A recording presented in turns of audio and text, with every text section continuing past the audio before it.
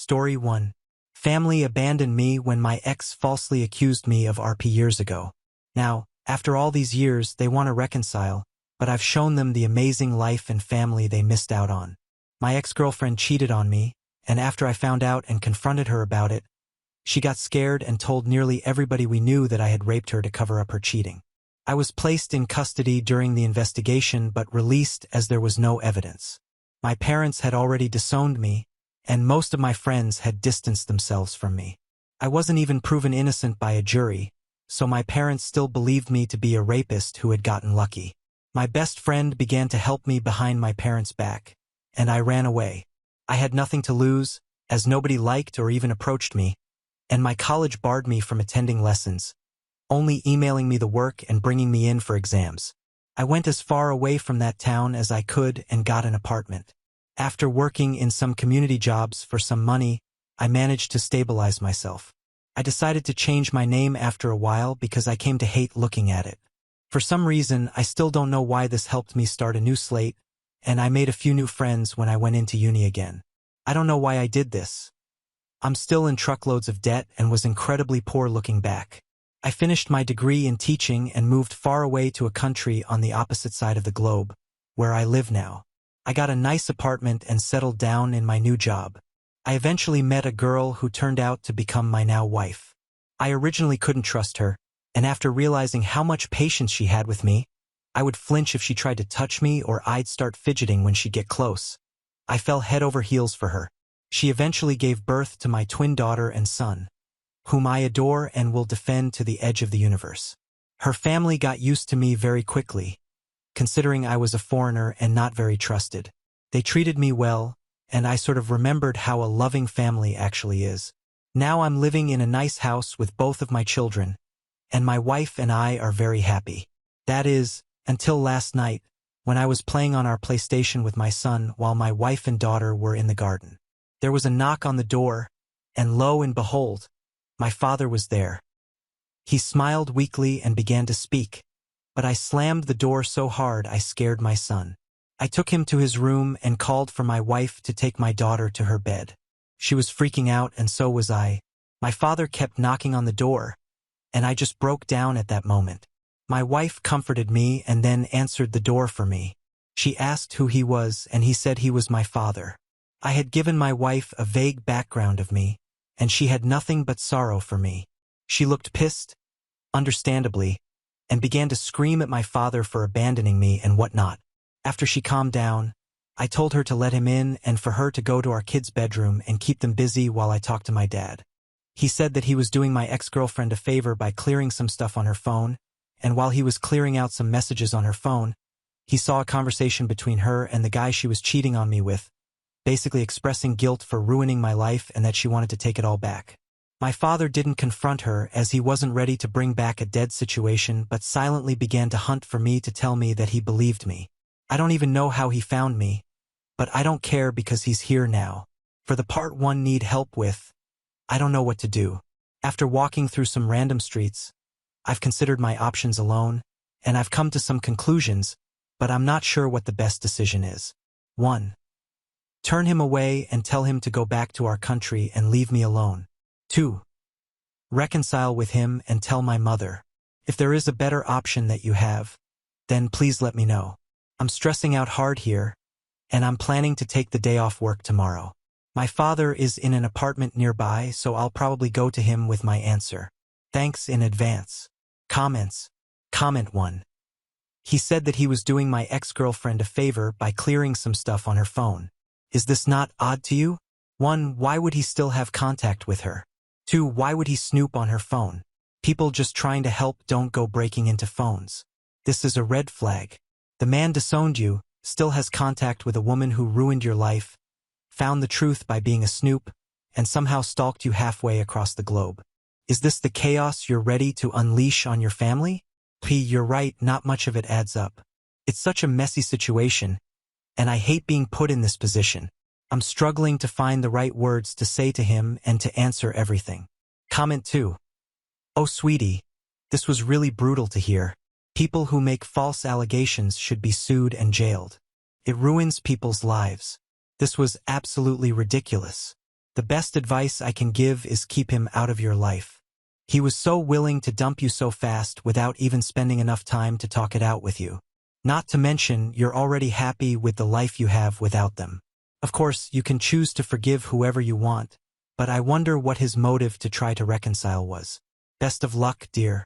Thanks for sharing your story. OP, thank you. I would like to go down the eye for an eye route and just not let him go near my family. I'm not the most forgiving person. In retrospect, he has to live with the consequences of his actions. Comment 3. This is the first time ever responding here, so I can't say this is good advice at all because this is really only something you can answer. This is so much all at once that was thrust on you. I think having your father go back home will be good, giving you time to fully decompress and understand what is happening. You can always reach out to him if you're ever ready to, but having this situation forced on you is not the best. This is something that you can have control over. This is your life now, and you get to say how you want the situation to be handled now. So you should think about what would give you the most control to process this information and formulate a plan. You do this at your own speed and take as much time as you need. Yeah, in the end it's going to be my choice as to what to do. I've accepted that much. My son asked me who he was a few hours ago, and I can't muster up the courage to tell him that it was his grandfather. More info. I know that it comes down to whether I want them in my life or not. I know I won't receive a definitive answer to all my questions. I guess I'm just trying to wrap my head around it all while putting together different answers from different people. Looking back, I'm baffled as to why they just dumped me like that. Maybe she made some fake texts, but she would have shown the police, and I vividly remember them saying there was little to no evidence backing her up. Not much of it adds up, and I still struggle to connect the dots, not that I want to. It all merges into a bad dream at times. Thanks anyway, I'll get to a choice eventually. Update 1. Hi everyone. I'm sorry that I haven't said anything recently. I have come to the decision that I will not reconcile with my father. I simply couldn't find it in myself to forgive him. Some of you might want a story, so here is how it went down. The day after I made the post, I visited my father in his hotel, and I told him that I wouldn't reconcile with him or anything like that. He had tears in his eyes but was understanding. He said he told my mother about what happened and cut my ex-girlfriend off from the family entirely. As many of you questioned, I asked him why they were still in contact with her. He said that she apparently felt too guilty to really let us go. I'm not too inclined to believe it, as were many of you, but it's closure enough for me. Apparently, my mother didn't take the news too well and tried to get my phone number, but my father didn't let her. I'm not sure what I could really trust, given that I feel most of it is just a ploy to get me back into their lives. But after they threw me out onto the streets like a rabid dog, it just makes me sick. My son did end up asking who was at the door, but I told them that it was a colleague. When they're older or going through tough times, I plan to tell both of them what happened to me in my past to let them know that I understand. We're all fine. It shook me up a bit, but I hope I have my father's word in him keeping my new life a secret. If anything else happens, I'll keep you updated, but I think the matter is resolved for now. Thank you all so much for the support and good words. If anybody you know has gone through the things I have, be there for them. You cannot throw them to the streets. Always stay alongside them and make sure they're happy, even if they have to move across the planet to be so. Update 2. I was living peacefully before my father found me, and it kicked off a chain of events that led to this post. I recently had an incident with my family involving them breaking a promise. It angered me incredibly, and after a lot of thought, I decided I would face them directly. I flew back to my home country and met with everybody involved. My mom, dad, brother, and even the girl who accused me. I was nervous, of course, but I was shocked when I realized I didn't really see them as family. I recognized them, of course, but I didn't see them the way I see my wife, my kids, and in-laws. My mother started by breaking into tears and trying to apologize. I just felt disgusted by it. My father comforted my mother, and my brother was the one who kept his composure and initiated the conversation. He asked me how I was doing, and I responded by telling him to cut any small talk and that this meeting was on my terms. I told all of them that I was not looking for reconciliation and I simply wanted closure. I made sure to tell them that I would call the police if they attempted to chase me. I asked my parents why they were so quick to abandon me even though the police said there was no proof. They said that they made a rash decision and seeing me in custody broke their hearts. I called them out on it since they didn't try to stick up for me or anything. So I then asked what some people on my original post had said about my father looking through my accuser's phone. He said that she came to him to ask him to clear off her phone of non-essential stuff, and that's when he saw the chat logs with her friends. My dad was always good with technology, so while it wasn't fulfilling, I accepted it. I then asked my brother why he never contacted me. He looked surprised and said that he did, but I just ignored him all that time. Turns out he was right. My brother had tried hundreds of times to contact me and give me money to get me off of rock bottom, but questioned why I never answered and assumed that I hated him because of what happened. Well, as it turns out, my mother had my contacts blocked on all of her phone plans, as she paid for my brother's old phone plan, so I couldn't even receive help when I was completely lost. Then the cherry on top was my ex. I first asked her why she actually did it. She said that she was scared of what would happen and that she never stopped loving me, even throughout it all. She said that every session of therapy made her feel even more guilty as she knew it was all fake. She then told me that she hadn't dated anyone since, in hopes that I would come back and she could apologize, because "I'm sorry" would really reverse time and fix all of it, apparently. Even that was bull because my father said that he found chat logs of 3 different partners she had when I was away. My ex broke down crying and tried to hold my hand. She had the audacity to ask for another chance. This just made me spiteful, and I pulled out my phone and began showing all of them hundreds of pictures of my 2 children's milestones and good times, my family we had together, our visits to cities, their first day of school, both of them and my wife in my arms. I told her that this was what she could have had if she wasn't so stupid, and my parents what they missed out on for not even hearing me out. I had a moment when I thought I had gone too far, but I realized that compared to what they did to me, I hadn't. My visit wasn't all miserable, though. I met up with my old best friend and his family. They were happy to see me, and I was still grateful for them taking me in when it felt like the whole world was against me. I plan to return to the country one day to show my kids where half of their culture comes from. I won't let them anywhere near my family, though. As far as I'm concerned, my only family is my wife, her family, and my kids. I'd say it went pretty well. Edit. As some of you asked, I have decided to allow my brother to fly over and meet his nephew and niece. I completely forgot to mention this in the post, apologies. I hesitated at first because my brother and I weren't really on great terms growing up, brotherly rivalry and all that. I don't have any social media, so it's understandable that he could only try my phone number.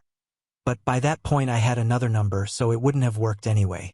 I've left the decision to go to the authorities up to my family. If they were truly remorseful, they'd report her. It's beyond me now. I might hear from my brother about it. I'm quite happy with how things turned out, to be honest. I'm truly happy with the family I've made, and now that they're all away from me, I feel really at peace now. Now on to the next story. Story 2. Cruel fiancé banned me from their wedding because she claimed my facial scars would ruin the photos. So my dad dumped her, and now she's harassing us and got arrested. I am 16F. I am in high school right now, and I have had a pretty bad run recently with my stepmother-to-be. My biological mother passed away when I was 6 years old.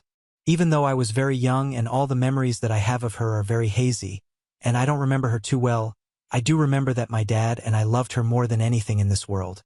She was pretty much my best friend when I was a kid in the time that I did spend with her. I am very glad that I got to be her daughter for the short time that she was with us. My dad was very depressed after my mom passed away. Even though he tried his best to hide it from me, I could tell that he was suffering, and so I did my best to cheer him up and be a good daughter. I guess my mother's passing brought us closer together, and the position that my mother held in my life before she passed away, the position of a best friend and a confidant, was taken over by my dad after she was gone.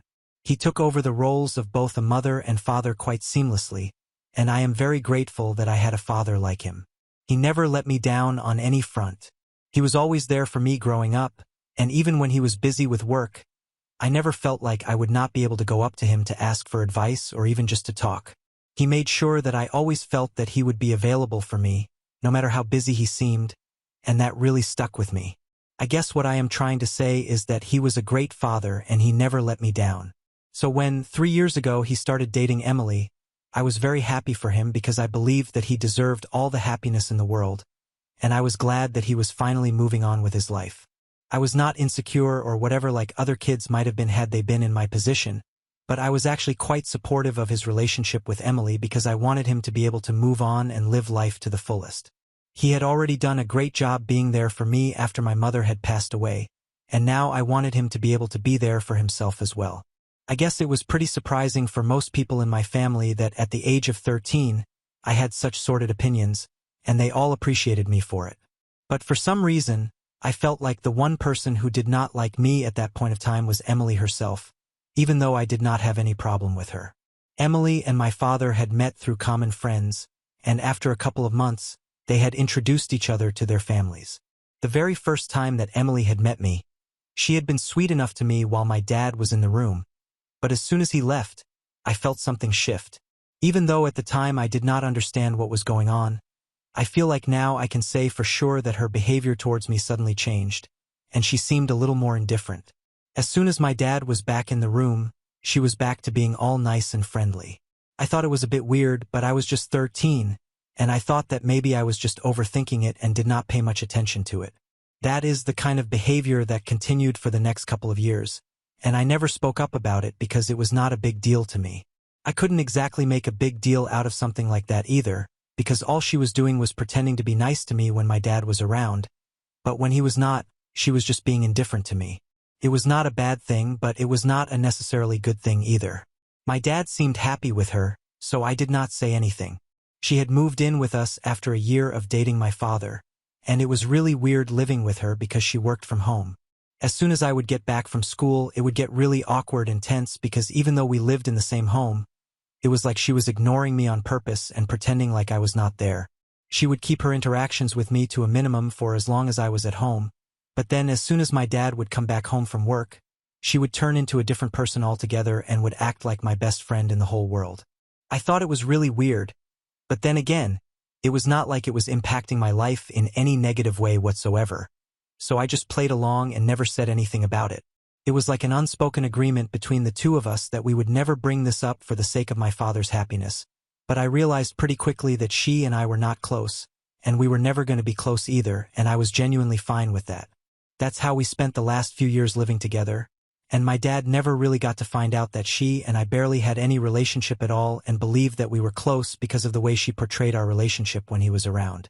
Anyway, they got engaged a couple of months ago and were supposed to get married last week, but it did not happen because of me, and I still feel kind of guilty about it. So what happened was that Emily pulled me aside about half an hour before the ceremony was about to begin and told me that she did not want me to be present for it because she thought that I looked a little too distracting, and it would take away from the beauty of the wedding. She told me that she had hired professional photographers for the event, and she did not want me spoiling the scene by being present in it, and told me that she hoped I would understand. I was a bridesmaid, and she had only appointed me as one to please my father, but I know that she did not actually want me to be a part of the bridal party at all, and I had only agreed because I knew that it would make my dad happy to let me be a part of the wedding. I also knew exactly why she did not want me to be a part of the ceremony at all, and why she did not want me to be photographed. Just a few months ago, I had been bitten by a dog on my face, and it was quite an unfortunate incident, but I was to blame for it. I have a habit of petting dogs anytime I come across one, and a few months ago I saw a woman walking her German Shepherd, and I crouched to pet him, but I guess I spooked him somehow and he ended up attacking me. My nose and cheeks got the worst of it because it was at the level of his mouth. I had to be rushed to the hospital and it was all really scary, but I am fine now, and all that's left of the attack is a few scars on my face because of the surgery and everything. But they are healing, and while I don't know if they will ever go away entirely, they are fading slowly but surely. I had a really difficult time dealing with the fact that these scars would be on my face for a really long time, and I was very insecure about it for the longest time, but my dad convinced me that I looked really cool, and it was a mark of my bravery now, so I don't need to feel bad about it. I guess that helped me deal with the fact that my face is no longer what it used to be. Most people have been supportive of it and have tried to make me feel better, but Emily was definitely not one of those people. While I had always known that she was the superficial type, I did not expect her to act like this and make me feel bad about myself on purpose. I was very offended when I was told by her that she did not want me to be present at the ceremony, and I asked her straight away if this had anything to do with the scars on my face.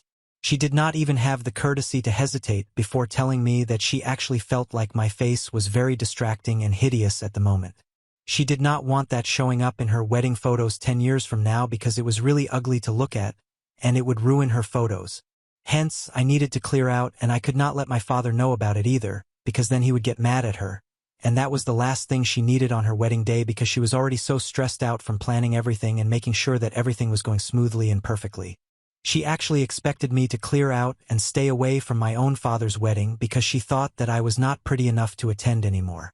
It was so ridiculously entitled and inconsiderate of her that I decided that I was going to finally tell my dad about everything that day, and I didn't even care that he was going to get married because it was clear to me at that point that Emily was not the kind of person who deserved to be with my dad or even breathe the same air as us. But I did not want to do it in front of her, so I told her that I completely understood what she was talking about and promised her that I would stay away from the ceremony and would come up with some excuse to tell my father so I would be able to explain my absence without getting her in trouble. She was stupid enough to fall for it and actually thanked me by saying that I was doing her a huge favor, and she did not expect me to be so understanding about all of this, but I really was very mature for my age. I just laughed it off and then left the room. We were all staying in a hotel because the ceremony was going to be held on hotel property, and after I left her room, I decided to go back to my room and call my father immediately to tell him everything. He was already out of his room and was downstairs where the wedding was going to be held, and I did not want to waste my time going up and down looking for him, so I just decided to call him. I knew that I was the only person whose call he would actually answer, even when there was just half an hour to go before the ceremony was supposed to begin. Just as I had expected, he answered my call on the first ring, and I immediately launched into my story and told him everything without even waiting for a response or pausing. I told him everything, including the way that Emily had been treating me for the past couple of years, and how she had been faking the relationship that she had with me just to be on his good side. But in all honesty, she had no idea about me and was not even interested, and I was pretty sure that after she got married, she would drop that act as well because all she wanted was to be with my dad. But she did not care about me, and she did not care about being a family either, that was for sure. I told him that I would not mind even if he went ahead with the wedding, but I just had to tell him the truth before he did anything. He did not say much to me on the phone call, and all that he said to me at that point was that he was thankful that I had told him the truth, even though it was literally just minutes before his wedding, but he knew what he had to do now, and then hung up after telling me to stay in my room until he told me to come out. So, for the next couple of hours, I had absolutely no idea what was happening, and people just kept texting me to ask what was going on and what was taking so long for Emily and my father. But those texts stopped coming after about an hour, and everything was silent. I tried to call my father, but it went straight to voicemail. I tried to call some of his friends as well, but they told me that even they had no clue what was going on. Apparently, after my phone call, he had gone up to Emily's room to talk to her and had not come out after that. The only thing that he had told them was that the wedding was not happening anymore, and that was the message that they had passed on to everybody, which is why nobody was texting me anymore to ask about the status of the wedding and when the ceremony was going to begin. I was really nervous because I thought that my dad would be mad at me for ruining his wedding, and I kept crying in my room until he finally came to get me after almost 4 hours of waiting. When I asked him what was happening, he told me that I did not have to worry about any of it, and we were going to go home now. So then I naturally asked him about Emily, and he told me that she was not going to be coming back with us, and they had broken up. He said it without any emotion, so I did not know if he was upset about it at the time, and I still have no idea because he refused to talk about it, to me at least. I am guessing that he is obviously upset but is refusing to talk about it so that I don't feel guilty. But it's not working because I do feel bad, and Emily is making sure of it. She has been talking crap about me, and I can't even believe that a woman her age can speak this way about a literal 16-year-old who was only trying to protect her father. She has made several Facebook posts, but she does not mention me by name, so I can't exactly pinpoint it and claim that these are all about me, but I know that they are because all of them make me out to be a cunning and horrible human being, which is just really sad because I don't think I'm like that at all.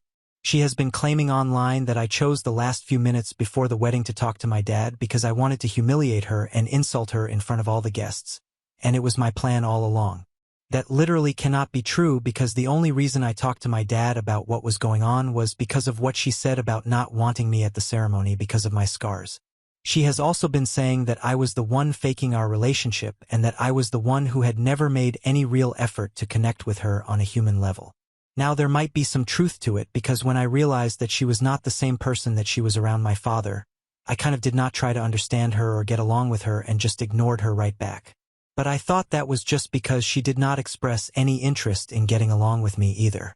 I can tell that she is very upset about all of this, and I feel responsible for it because I ruined a whole wedding. I know that I have no reason to feel bad about any of this, but I really do feel kind of iffy about what I did and think that I kind of owe Emily and my dad an apology because of what I did. I guess I should have spoken up a long time before I did, and me keeping everything to myself up until the wedding made everything worse. But I am afraid that I might be acting out of emotions, and so I wanted to make sure that I am NTA before I do anything or come to a conclusion about any of this.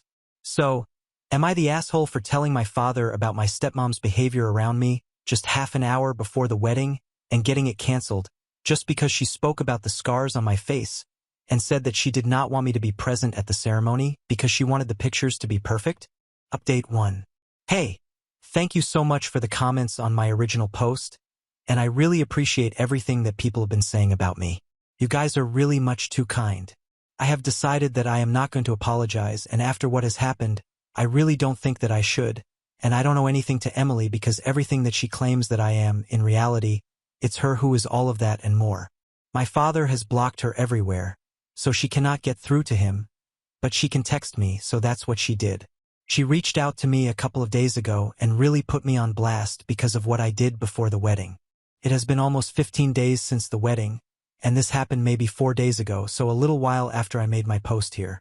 It started with a normal text where she asked me if we could talk, and I thought, why not? Because at that point, I was still feeling quite responsible and guilty about ruining the wedding. But that turned out to be a huge mistake because as soon as I told her that she could call me, she rang me, and I picked up the phone only to have her and a bunch of her friends start screaming at me at the top of their lungs and call me the most horrible names that they could think of. This went on for about a minute and a half because I was so shocked that I could not even process what was going on for the first few seconds. This was a woman in her 30s that we are talking about right here, and I can understand not liking me, but this was literally bullying, and I was not expecting it even after all the posts. I guess I should have guessed what kind of person she was and not interacted with her in the first place, but I was feeling bad, and I let that get in the way of my decision-making, which was a bad call, and I realized that now.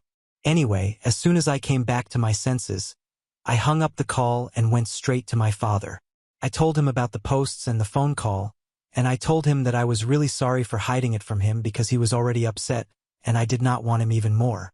But I just kept hiding things from him because I did not want to make the situation worse, and somehow it always ended up making things much worse than they were before, and I did not know how to deal with any of this. We had a real discussion about my behavior, and he told me that I could come to him with whatever problem I had and whenever I needed his help, because that's what he is here for. He explained to me that he is here to protect me and that he is the parent, not me, so I don't have to worry about protecting him from anything. He also told me that I was the most important person in his life, and that was something that nobody would ever be able to change, so I really did not have to worry about irrelevant things like him being upset over something so necessary. He told me that he was actually happy that I had come clean to him just in the nick of time, so he did not marry Emily, because if he actually had gone through with the wedding, then things might have been much worse. What I learned was that I should basically just stop second-guessing myself all the time and always be honest with my dad at the very least, because if anything, he is the only person who can always bail me out of trouble, and I need to be transparent with him both for his sake and mine. Anyway, after our conversation, he decided to call Emily up and give her a piece of his mind because he was really pissed off about the way she had been behaving with me. He did not know about the posts because he and all his friends had blocked her everywhere, so they had no idea what she was up to, and I was the only person who was still on her friend list, probably because she wanted me to see everything that she had to say about me because she was very well aware of how they would impact me. And I, like a complete fool, had fallen for all of it without even thinking about the consequences. I was kind of disappointed in myself because I had been such an idiot, but my dad had a positive spin to put on that as well, as he told me that I was not an idiot. I was just 16. I think that's something I'm going to use for the rest of my life to explain every stupid decision that I have made around these times. Ha. But anyway, he called Emily, And this time it was my dad who put her on blast and gave her a taste of his own medicine. He texted her and asked if she was free to talk, and when she said yes, he decided to call her and tore into her for bullying me with her stupid friends and told her that if she ever bothered me again, then she would have to face the dire consequences.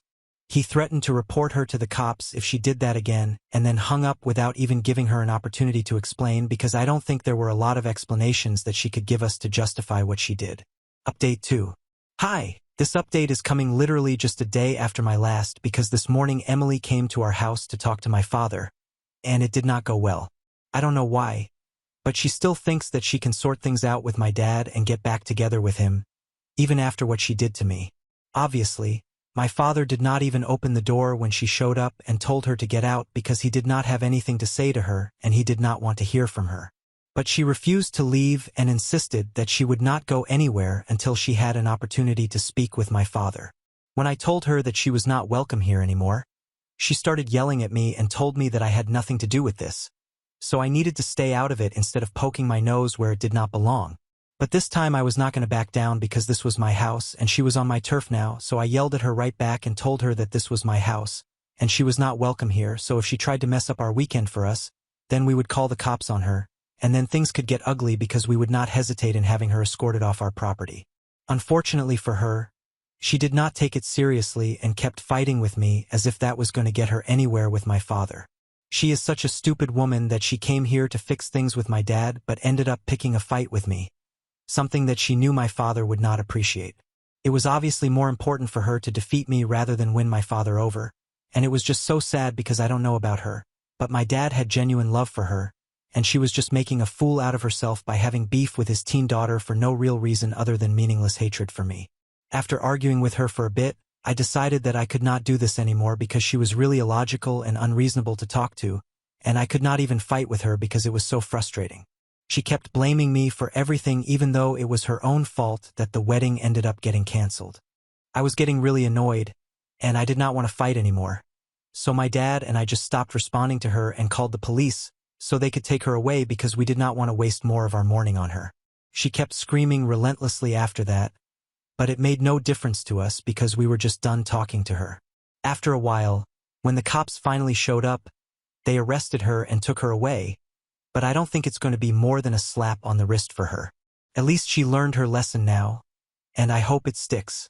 She was genuinely very surprised that we had actually called the police because she had definitely not been expecting that, and it showed on her face when we came out of the house as she was getting arrested. At some point, she realized that we did not care about her anymore and started screaming at me even more loudly than she was before, which was a brave move because the cops were standing right there, and she was literally just proving herself to be unhinged. She had completely lost her head and started cussing at me, which was surprising even for the cops, and that's part of the reason why my dad pressed charges against her even though that was not our plan initially. But she was cussing at me, and it could not be left unanswered. Her behavior was plain deranged and pathetic, and I am glad that she went away, and I really hope that she does not come back because we don't need this in our life. My father and I have dealt with enough drama for a lifetime in the past few weeks, and we are just done now, honestly. Update 3. Hey everybody. So it has been about 3 months ever since the wedding got canceled and everything, and my father and I decided to take a trip to clear our heads. I'm on my summer break right now, and we have headed up for a hiking trip, something that my mother used to love, and I love being in nature as well, so this is pretty much perfect for all of us. We have been having a great time, and I really appreciate the fact that my father and I are actively building a better relationship so that the kind of misunderstandings that happened before this do not happen ever again. Because at the end of the day, we are all we have, and he is the only family I can trust, so I need to be honest with him, and I need to tell him important things instead of fearing that something might upset him or try to protect him from things that he does not even need to be protected from. We have not heard from Emily for a really long time, and I really hope that it stays that way because I really hate her. And I know that hate is a strong word, but I don't think that it's strong enough to describe what I feel towards her. From what I know, after she got arrested, she was let go. But she still continued to talk crap about me and my father, and honestly, I don't even care about that anymore because that's just the kind of person that she is, and we are glad to be rid of her. It doesn't matter. Now on to the next story. Story 3. Brother had an affair with my fiancée for months and got her pregnant before my wedding. While my parents supported Mike, this is going to be a long one, and it's as messed up as it sounds. I'll try to keep it as concise as possible, but there's a lot to unpack here. I don't care if anyone believes this or not. It's just so insane that I need to get it off my chest. Also, I'm not going to sugarcoat anything, but I'll avoid any details that could identify me to those who don't already know the situation. I'm a 32-year-old guy, and up until a few months ago, I was engaged to my girlfriend of 5 years. We'll call her Sarah. My younger brother, let's call him Mike, is 29 and has always been the golden child in our family. To really understand the depth of this betrayal and why it's hit me so hard, I need to give you some background on my family and how we got to this point. Growing up, Mike could do no wrong in our parents' eyes, while I was constantly criticized and punished for the smallest things. This wasn't just typical sibling rivalry or slight favoritism. It was blatant and extreme. Mike would break something and I'd get blamed. He'd start a fight and I'd be the one grounded.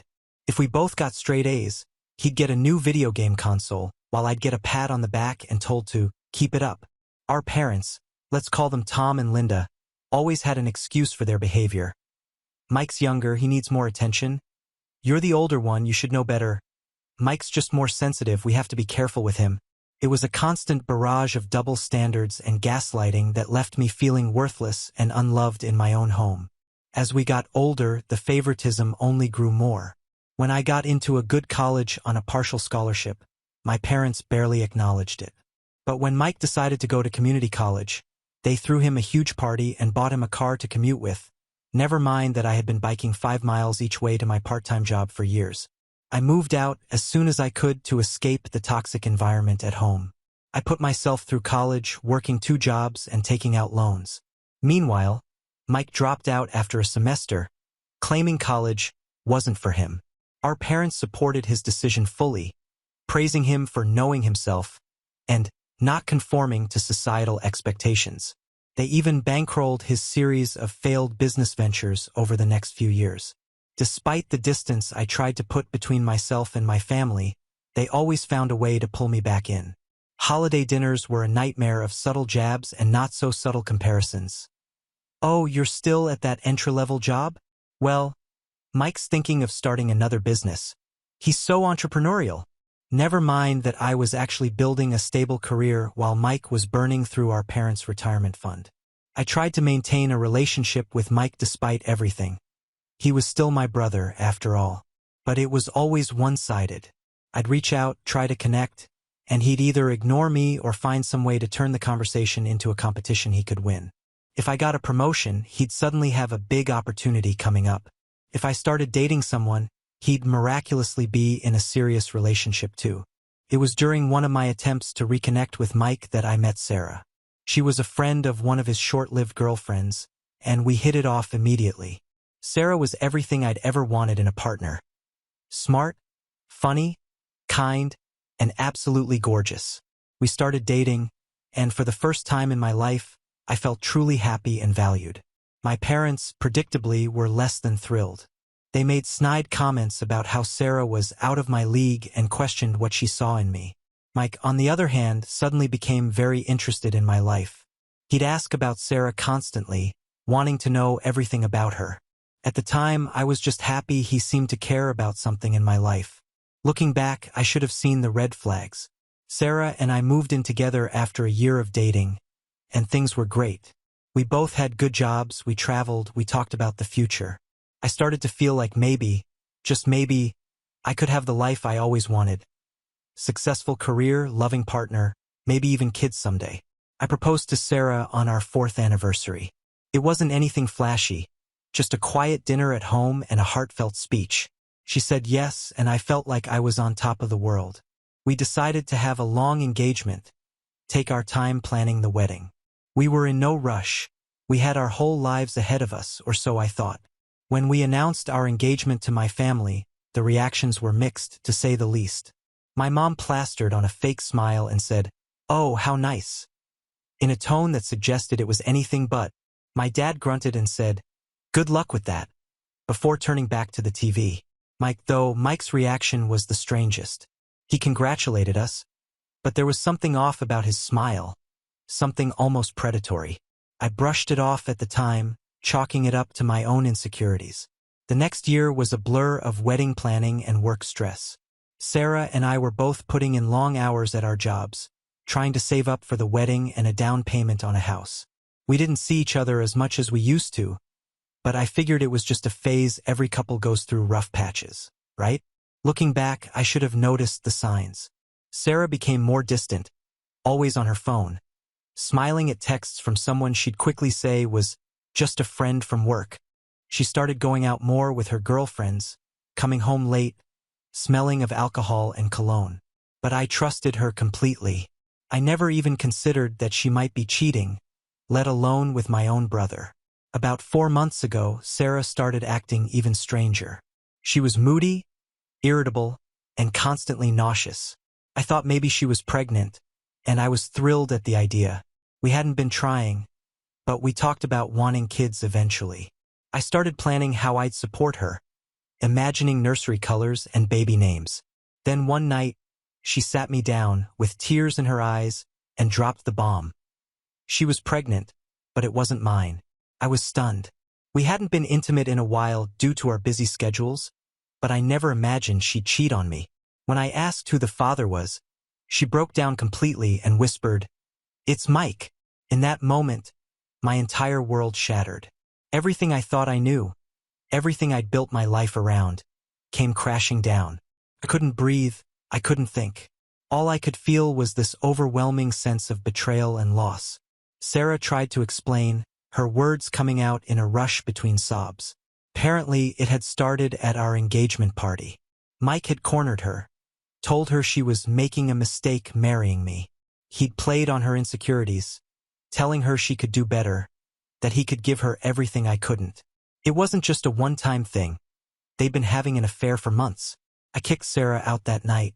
I couldn't stand to look at her, couldn't bear to be in the same room as the woman who had betrayed me so completely. She begged me to forgive her, said it was a mistake, that she loved me.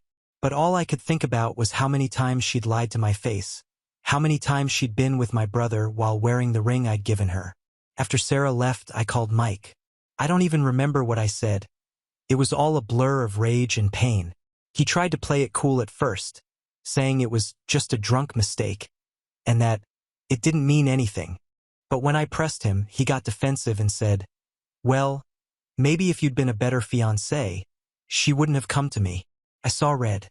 I got in my car and drove to his apartment, ready to do something that would make him regret saying what he said. I don't know what I was planning to do, but when I got there, our parents were already there. Apparently, Mike had called them first, spinning some story about how Sarah had seduced him and how sorry he was. And you know what? They believed him. They always do. My mom immediately started lecturing me about forgiveness and family, while my dad just stood there with his arms crossed, looking disappointed in me. Of course, not in his precious Mike. I tried to explain what really happened, but they wouldn't listen.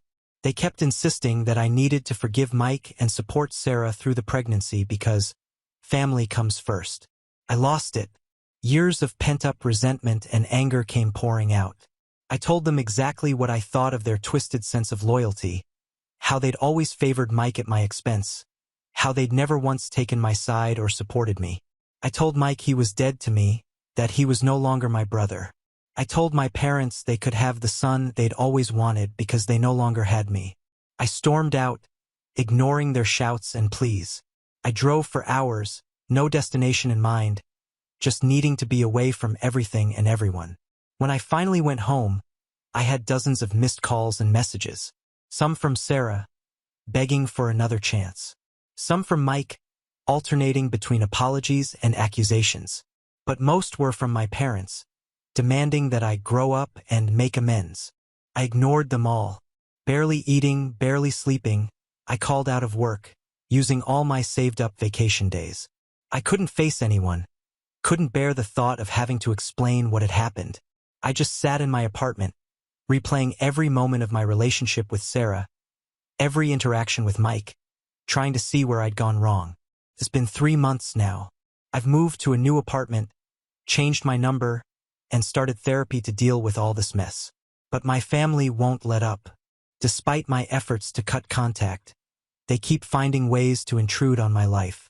They've started showing up at my workplace, trying to ambush me and force a reconciliation. My mom corners me in the parking lot, crying about how I'm tearing the family apart. My dad leaves gruff voicemails about how I need to man up and forgive Mike. Mike himself has tried to approach me a few times, but I've managed to avoid him so far. They've even sent flying monkeys in the form of extended family members to guilt-trip me into forgiving Mike. Aunts, uncles, cousins I haven't spoken to in years are suddenly blowing up my phone, telling me how important family is and how I need to let bygones be bygones. It's like they're living in some alternate reality where what Mike and Sarah did is just a small mistake, not a life-changing one.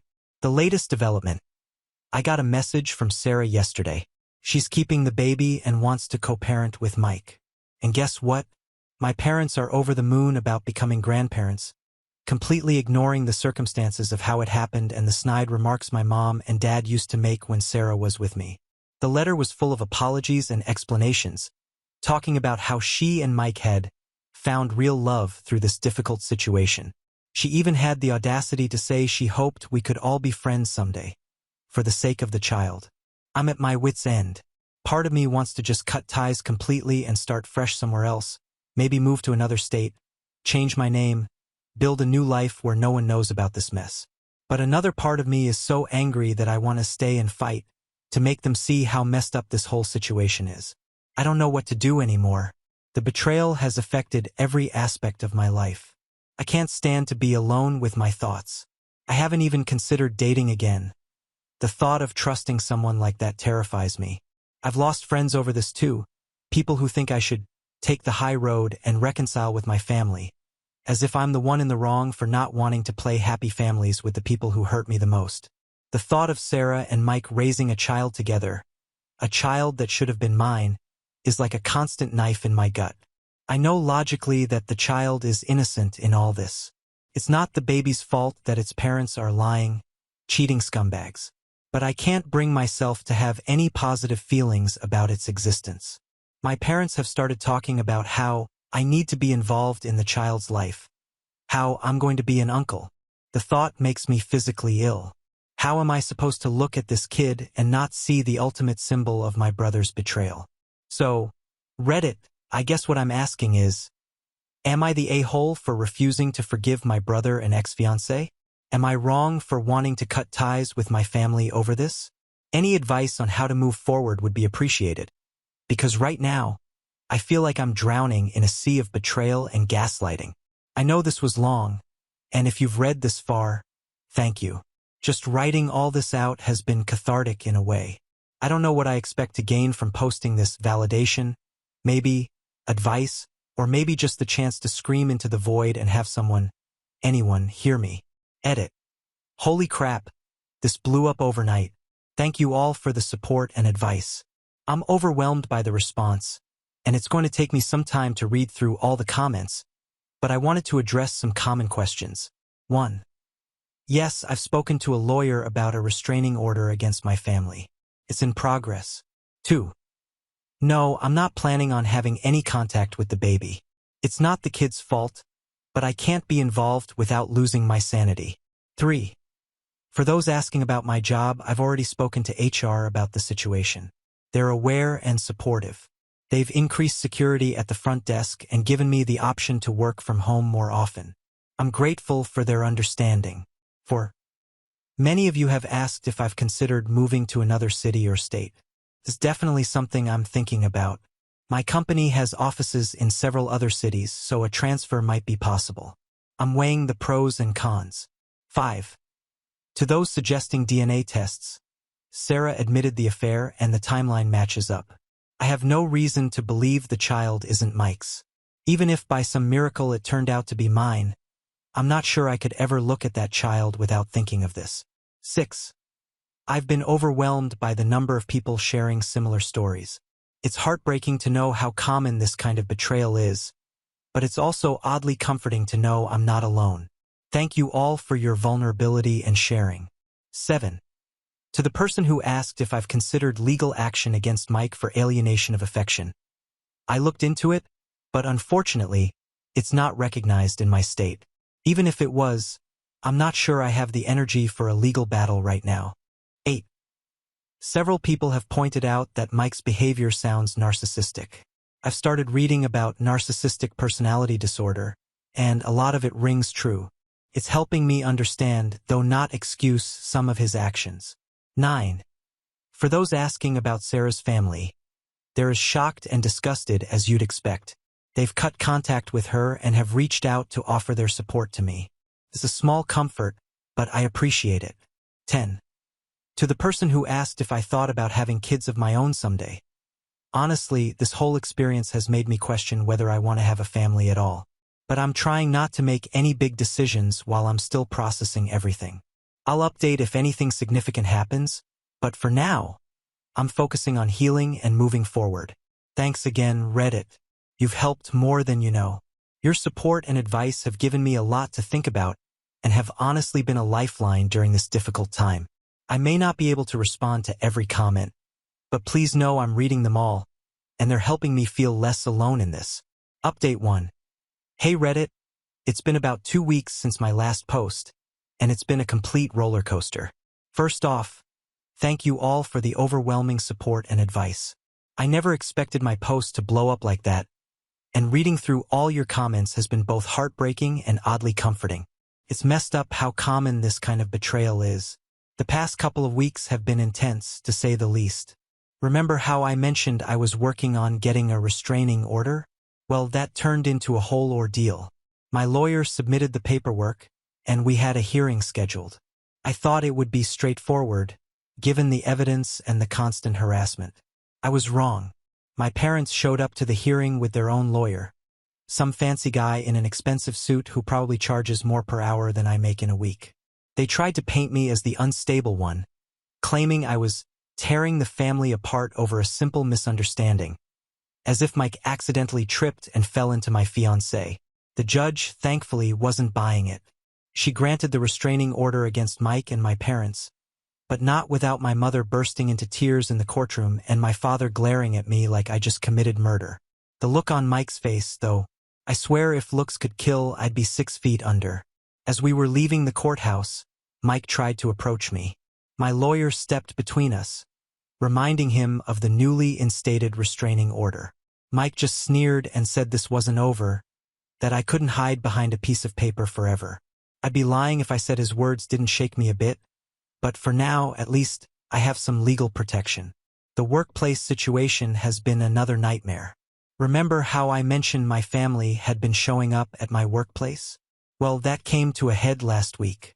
I was in a meeting with a client when my assistant buzzed in, saying my mother was in the lobby and causing a scene.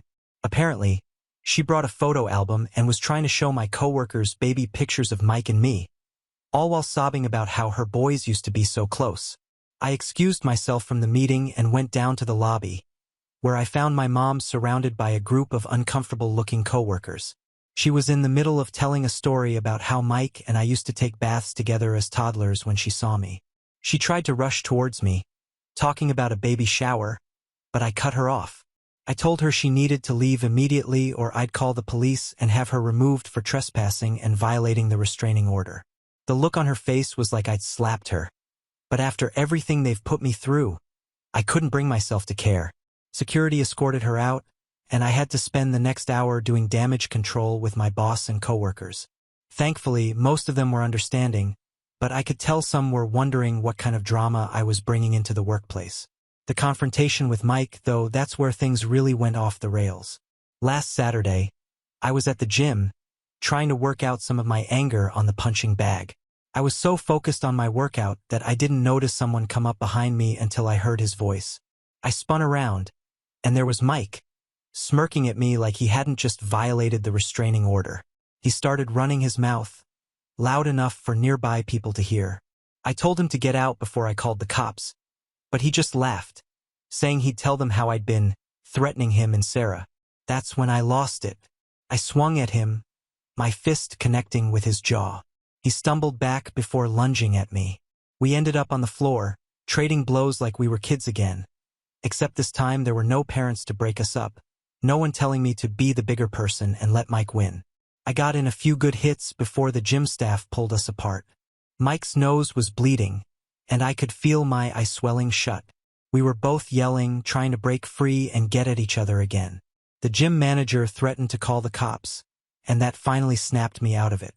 I grabbed my stuff and left. As I was driving home, still shaking with adrenaline, I got a call from an unknown number. Against my better judgment, I answered it. It was Sarah, screaming at me about how I'd broken Mike's nose and he might need surgery. I laughed. I couldn't help it. The absurdity of her being angry at me after everything they'd done. It was just too much. I told her I was sorry if I hurt her little boyfriend, the one she'd been sleeping with behind my back for months. She started sobbing then, going on about how stressed she was, and how the baby could sense her distress, and how could I be so selfish? I hung up on her and blocked the number. The fallout from the fight was intense. News had spread like wildfire through our social circle.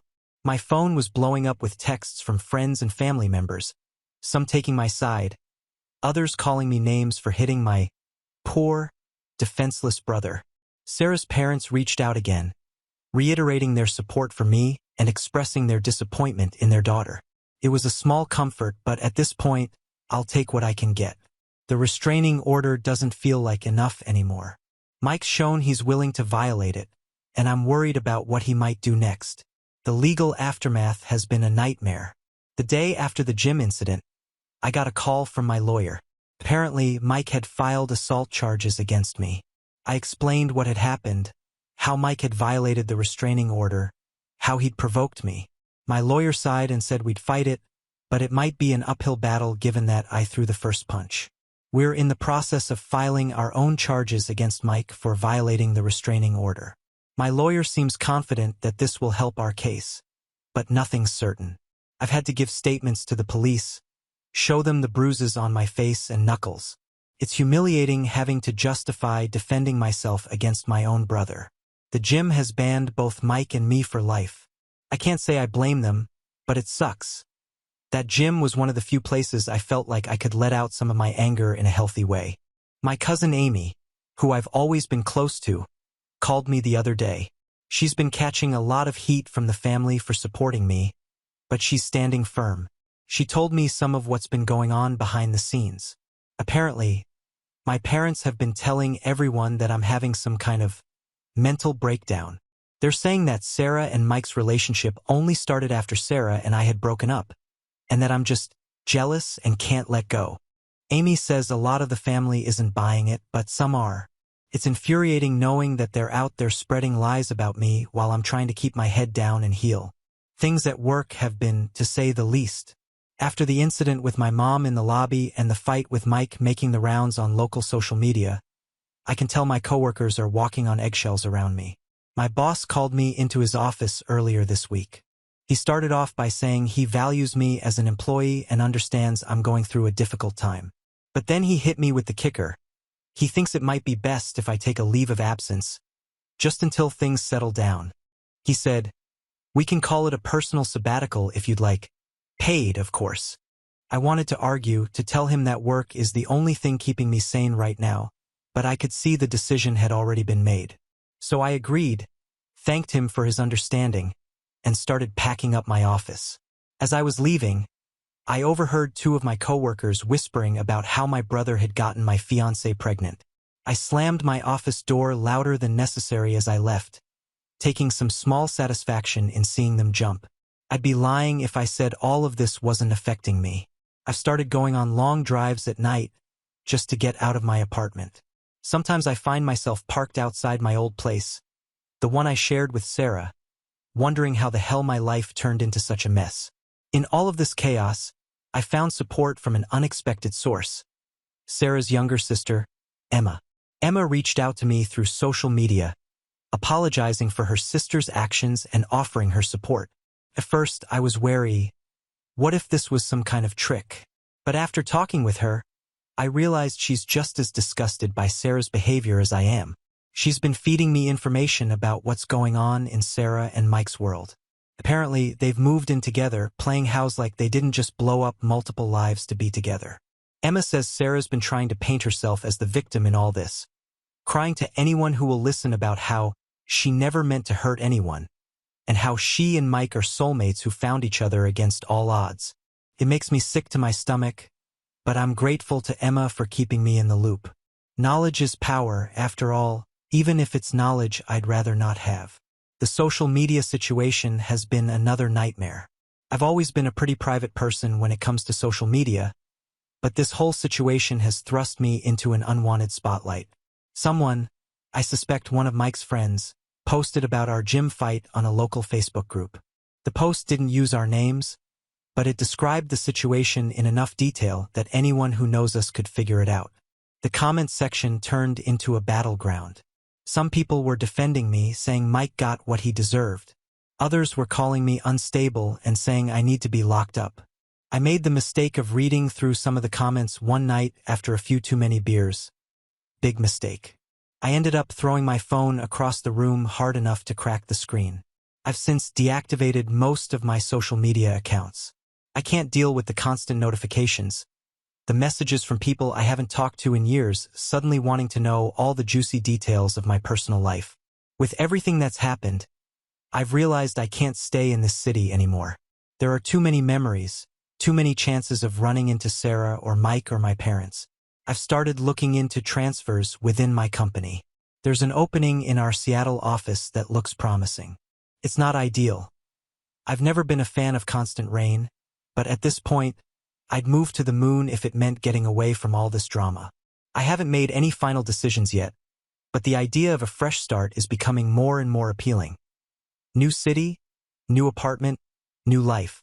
A place where no one knows me as the guy whose brother knocked up his fiancée.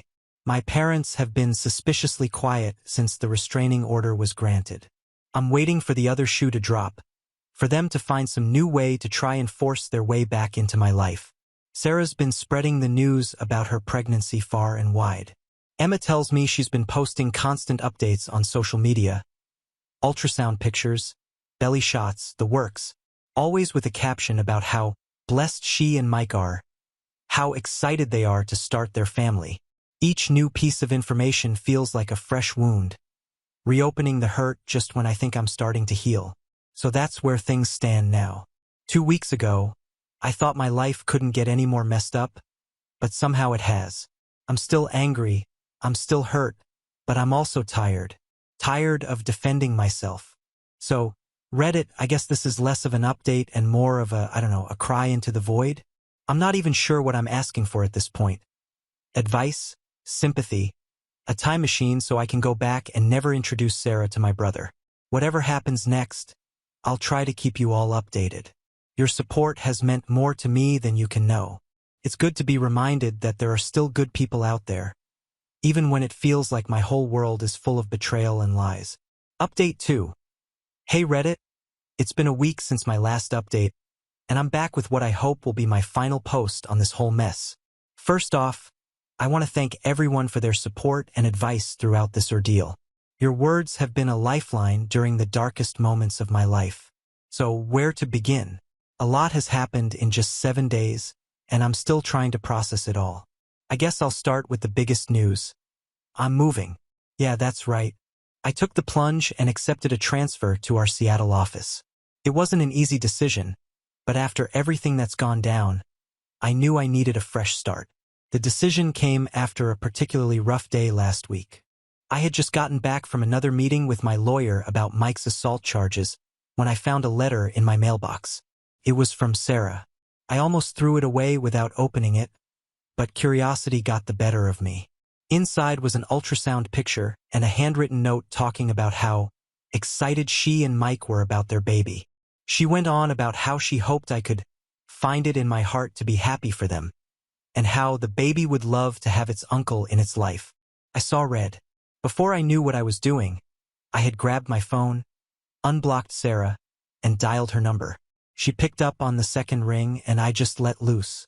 I told her exactly what I thought of her, Mike, and their happy little family. I told her she was delusional if she thought I'd ever want anything to do with that kid, and that as far as I was concerned, she, Mike, and the baby could all go to hell. It wasn't my finest moment, but it felt good, like I'd finally said all the things I'd been holding back. That's when I knew I couldn't stay in this city anymore. I called my boss that same night and told him I wanted to take the transfer to Seattle. He seemed relieved, to be honest. I think he was worried about how all this drama might affect the company. He promised to fast-track the paperwork, and by the next morning it was official. I had 2 weeks to pack up my life and move across the country. The news of my move spread quickly through my family and social circle. My parents, predictably, were furious. They showed up at my apartment unannounced, again violating the restraining order, to try and talk me out of it. My mom was crying, saying I was abandoning the family. My dad was red-faced and yelling about how I was being selfish and immature. I didn't engage. I just called the police and had them removed for violating the restraining order. As they were being escorted out, my mom shouted that I would regret this, that family was everything, and I was throwing it all away. I just closed the door and went back to packing. Mike's reaction was different. He didn't try to contact me directly, probably because of the pending legal issues, but he put up a long post on social media about how some people can't handle seeing others happy, and how he and Sarah were rising above the hate to focus on their new family. It was clearly aimed at me, trying to paint himself as the victim. I'll admit it stung to see how many people liked and commented in support of him, but I reminded myself that their opinion doesn't matter. They don't know the truth. Sarah's reaction was the most surprising. After our phone call, she reached out to her sister Emma, who, if you remember, had been keeping me in the loop about what was going on with Sarah and Mike. Apparently, my words had hit home harder than I expected. Emma told me that Sarah had broken down, admitting that she knew what she and Mike had done was wrong, and that she was terrified of the future. My cousin Amy, bless her, offered to help me pack. She even told me more about what's been happening with the family. Amy told me that my aunt, my mom's sister, had a big blow-up with my mom, calling her out for always favoring Mike and pushing me away. It got pretty ugly, with my aunt saying that my mom and dad were reaping what they'd sown with their years of favoritism. I can't say I'm not a little satisfied to hear that someone is finally calling them out on their behavior. The legal situation is still ongoing, but my lawyer assures me that my move won't affect anything. We're still pressing charges against Mike for violating the restraining order, and we're fighting the assault charges he filed against me. My lawyer seems confident that the judge will see through Mike's lies, especially given his history of violating the restraining order. The fact that I'm moving across the country should also help demonstrate that I'm not a threat to Mike, which might help get his charges dismissed. I'm not sure if I'll post any more updates after this. Part of starting fresh means leaving the past behind, and as helpful as this community has been, I think it's time for me to step away from rehashing this story. I need to focus on building my new life, not dwelling on the old one. So I guess this is it. My final update. Wish me luck, Reddit. I've got a whole new life waiting for me in Seattle, and I intend to make the most of it. Now on to the next story. Story 4. My girlfriend cheated with her coworker and got pregnant. Then I found out my own brother had been hiding the affair from me while she manipulated him to convince me to take her back. I, 34M, had been with Maya, 32F, for 7 years. We weren't married but lived together in a house we bought 3 years ago. Last month, everything changed in a single evening. I work in IT security for a healthcare company. We had been scrambling to finish a major system upgrade that had our whole team working overtime for weeks.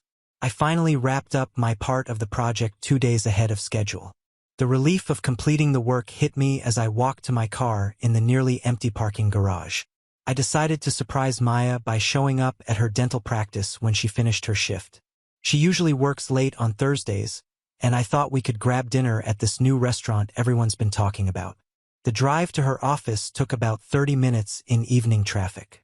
Maya's practice is in one of those modern medical complexes with large windows and a spacious parking lot. When I pulled in, most of the lights were already off. The parking lot was nearly empty except for Maya's silver Accord and another vehicle I didn't recognize. A black BMW that I later learned belonged to one of the doctors. I parked a few spaces away and called her phone, thinking I'd ask if she was ready to leave. Her ringtone echoed from her car, that stupid song from that movie she loves. I walked over expecting to see her gathering her things inside. Instead, I saw Maya in the passenger seat with a guy. They weren't just talking. His hand was up her shirt, and they were kissing like teenagers. My stomach dropped to my feet. I stood there for a good 10 seconds before she noticed me. Her eyes went wide, and she practically shoved the guy away. The guy turned around, and I recognized him immediately. It was Dr. Rodriguez, the orthodontist who joined the practice last year. I'd met him at their office Christmas party. He brought his very pregnant wife along, and we'd spent 20 minutes talking about his plans to build a nursery. He'd shown me pictures of the crib he'd assembled and the mural his sister had painted on the wall. Maya scrambled out of the car, fixing her clothes. Her blouse was buttoned wrong, and her lipstick was smeared across her mouth. Dr. Rodriguez just sat there looking like he'd seen a ghost. I didn't wait for explanations. I turned around, got in my car, and drove away while Maya chased after me, yelling my name. In my rearview mirror, I saw her standing in the middle of the parking lot, arms waving frantically as I turned onto the main road. I drove without any destination in mind. The digital clock on my dashboard read 7:42 when I left the parking lot. When I finally stopped, it was nearly midnight, and I had put almost 150 miles on my car. Eventually, I ended up at a 24-hour diner 50 miles outside the city. I ordered coffee and sat in a booth until sunrise, watching truckers come and go. My phone had over 40 missed calls and dozens of texts from Maya. I turned it off and shoved it in my glove compartment. When I finally went home the next day, Maya was waiting. She sat on the front steps of our house, still wearing yesterday's clothes. Her eyes were puffy, mascara smeared down her cheeks. She jumped up when I pulled into the driveway and tried to hug me, but I stepped back. She claimed it was just a mistake and only happened a few times. As if that made it better. I walked past her into the house and started packing some clothes while she followed me around, begging me to talk it out. "Please, just listen to me," she kept saying, standing in the bedroom doorway as I stuffed clothes into a duffel bag. It didn't mean anything. It was stupid. I was stupid. I grabbed my toiletries from the bathroom, my laptop from the office, and a few other essentials. Maya blocked the front door, asking where I was going, when I'd be back, if we could just talk about this like adults. I walked out the side door instead. I crashed at my friend Jake's place for a week. I told him I needed space from Maya but didn't explain why. He didn't press for details, just cleared off his couch and handed me a spare key. I went to work, came back to his apartment, and stared at the ceiling until morning. Maya kept showing up at my office, leaving voicemails, sending emails. My coworkers started giving me weird looks.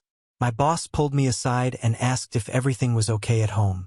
I told him Maya and I were having problems and left it at that. After a week, my older brother Tim called. Tim is 3 years older than me and works as a physical therapist in the same city. We've always been close, even though he can be a judgmental prick sometimes. He said Maya had contacted him, told him everything, and asked him to convince me to come home. Tim suggested I stay at our parents' house for a while. They were on a 3-week cruise celebrating their 40th anniversary, so the place would be empty. I agreed. Jake's couch was killing my back, and I needed somewhere to think. When I arrived at my parents' house, Tim was waiting with a 6-pack of the craft beer he knows I like. We sat on the porch without talking much, watching the sunset fade into darkness. After my second beer, he asked if I was planning to work things out with Maya. I told him I was done. 7 years gone, just like that. Tim nodded and said he understood, but then suggested that I should at least hear Maya out. People make mistakes, he said. Relationships take work. Everyone deserves a second chance sometimes. His response surprised me. Tim had always been the hard ass of the family. When his college girlfriend cheated on him, he cut her off completely. Changed his phone number, blocked her on social media, even switched classes to avoid seeing her. He always said cheating was the one thing he could never forgive. Now he was telling me to consider forgiving Maya. It didn't make sense. I finished my beer and stood up. "I need to get some sleep," I said, cutting him off mid-sentence about how relationships take work. Tim watched me walk to the door, then called after me. "Just think about what I said. Don't throw away 7 years without at least talking to her." I closed the door without responding. The next day, I called a lawyer to discuss selling the house. Maya and I weren't married, but we'd need to figure out who got what. The lawyer suggested mediation instead of litigation if possible. I agreed to think about it. Tim came over again that evening with takeout from my favorite Thai place.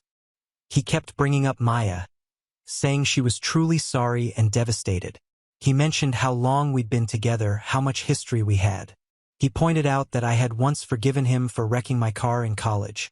And wasn't this just another mistake that could be moved past? I asked him straight up why he was pushing this so hard.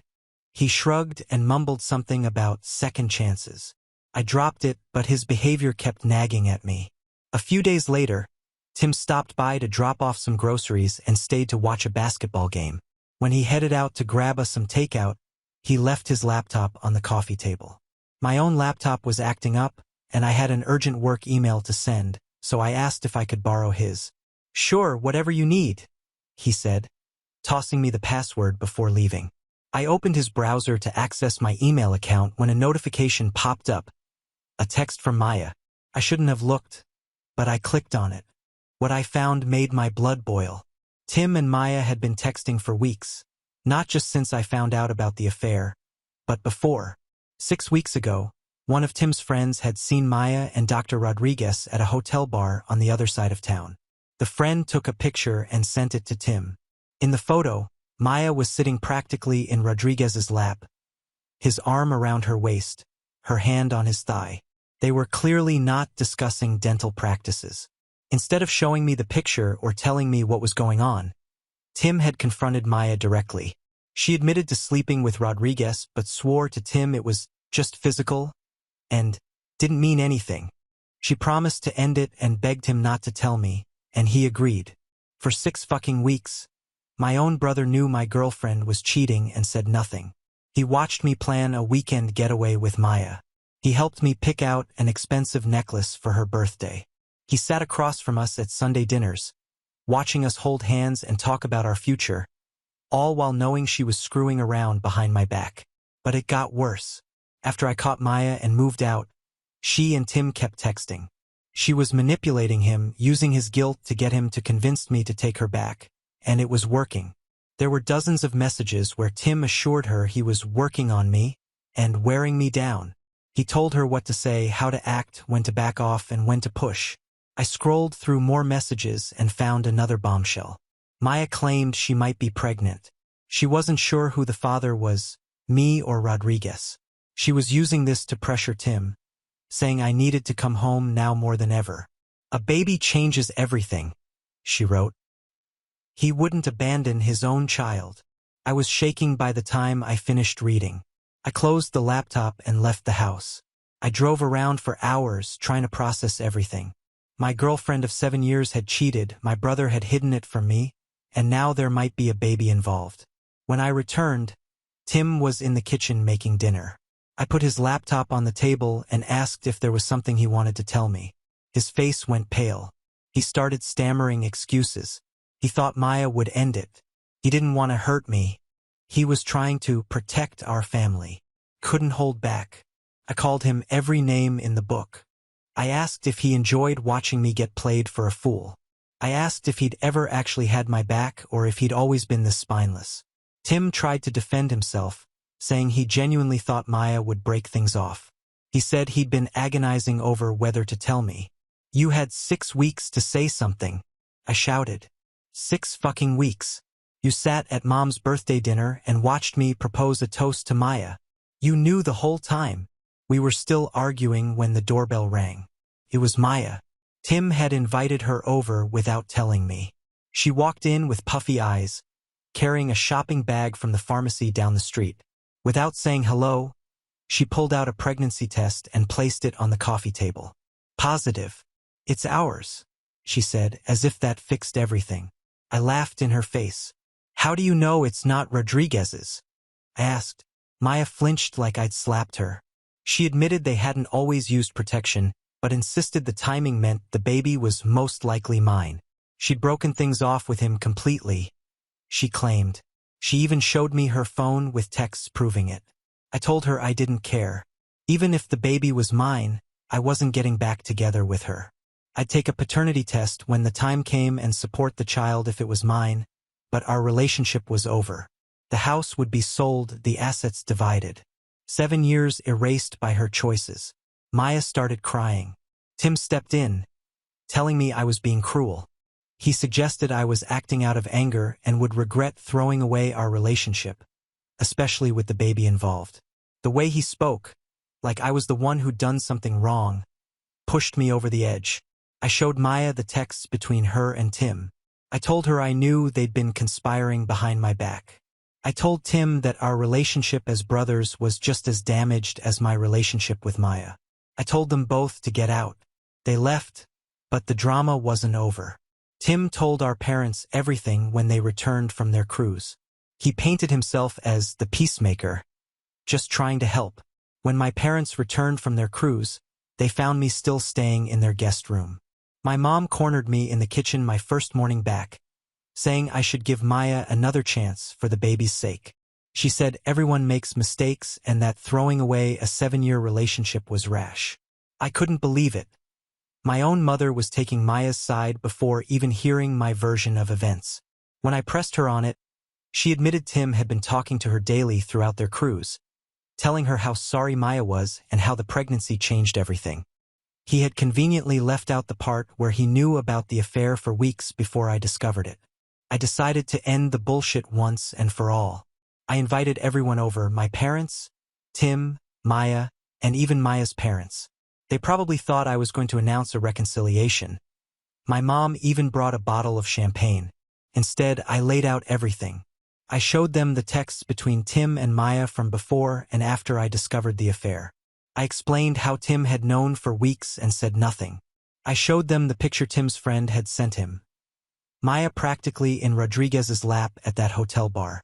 I included the messages where Maya admitted the affair had been going on for months, not just a one-time mistake as she'd initially claimed to Tim.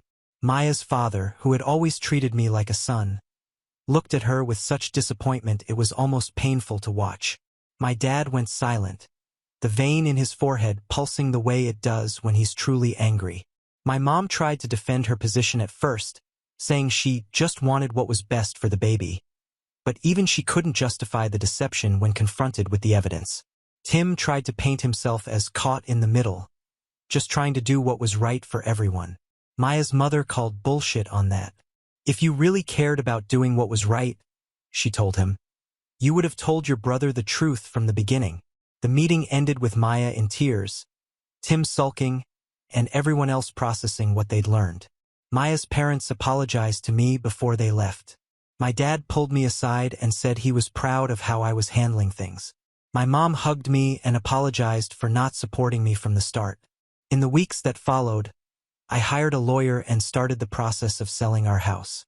Maya moved back with her parents temporarily. Tim tried to make amends, bringing over dinner, offering to help with the house sale, suggesting we watch the game together like old times. I kept my distance. I told him I needed time. I contacted Rodriguez's wife through social media and told her everything. She deserved to know the truth just as much as I did.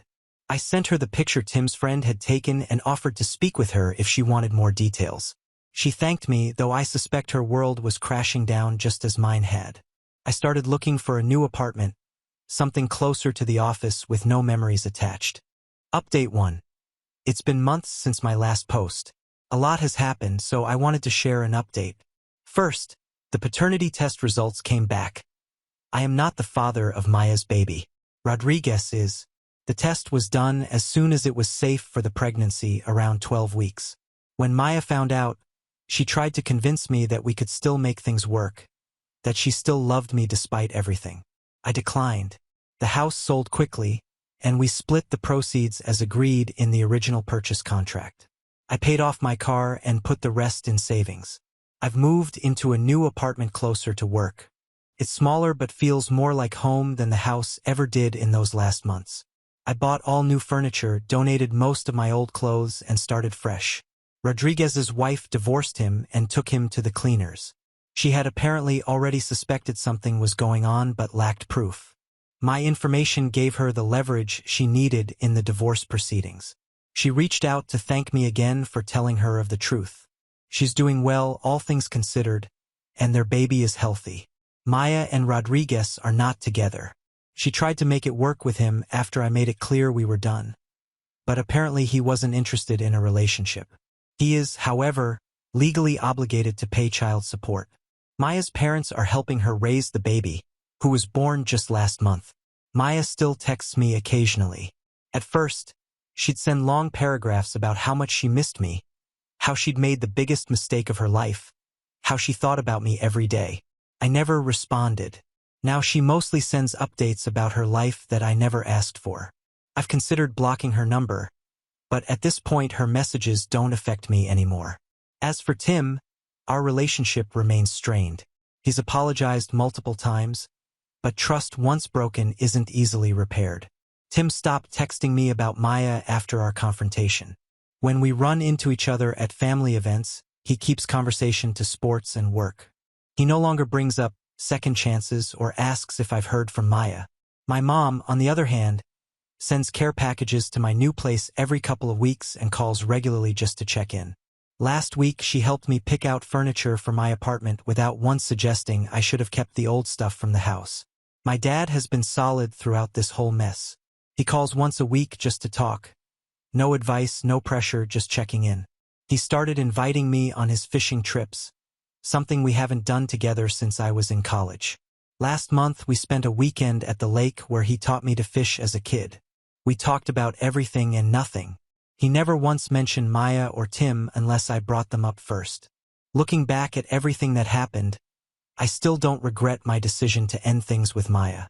The pain and anger have faded over time, replaced by a strange kind of gratitude. I'm grateful I found out the truth before we got married or had kids together. So that's where things stand. Life goes on. Work is good. My new apartment is finally feeling like home. Update 2. It's been a year since everything happened, and I thought you all might appreciate another update. Maya's baby is now 6 months old. Rodriguez is paying child support but has minimal involvement in the child's life, according to mutual friends.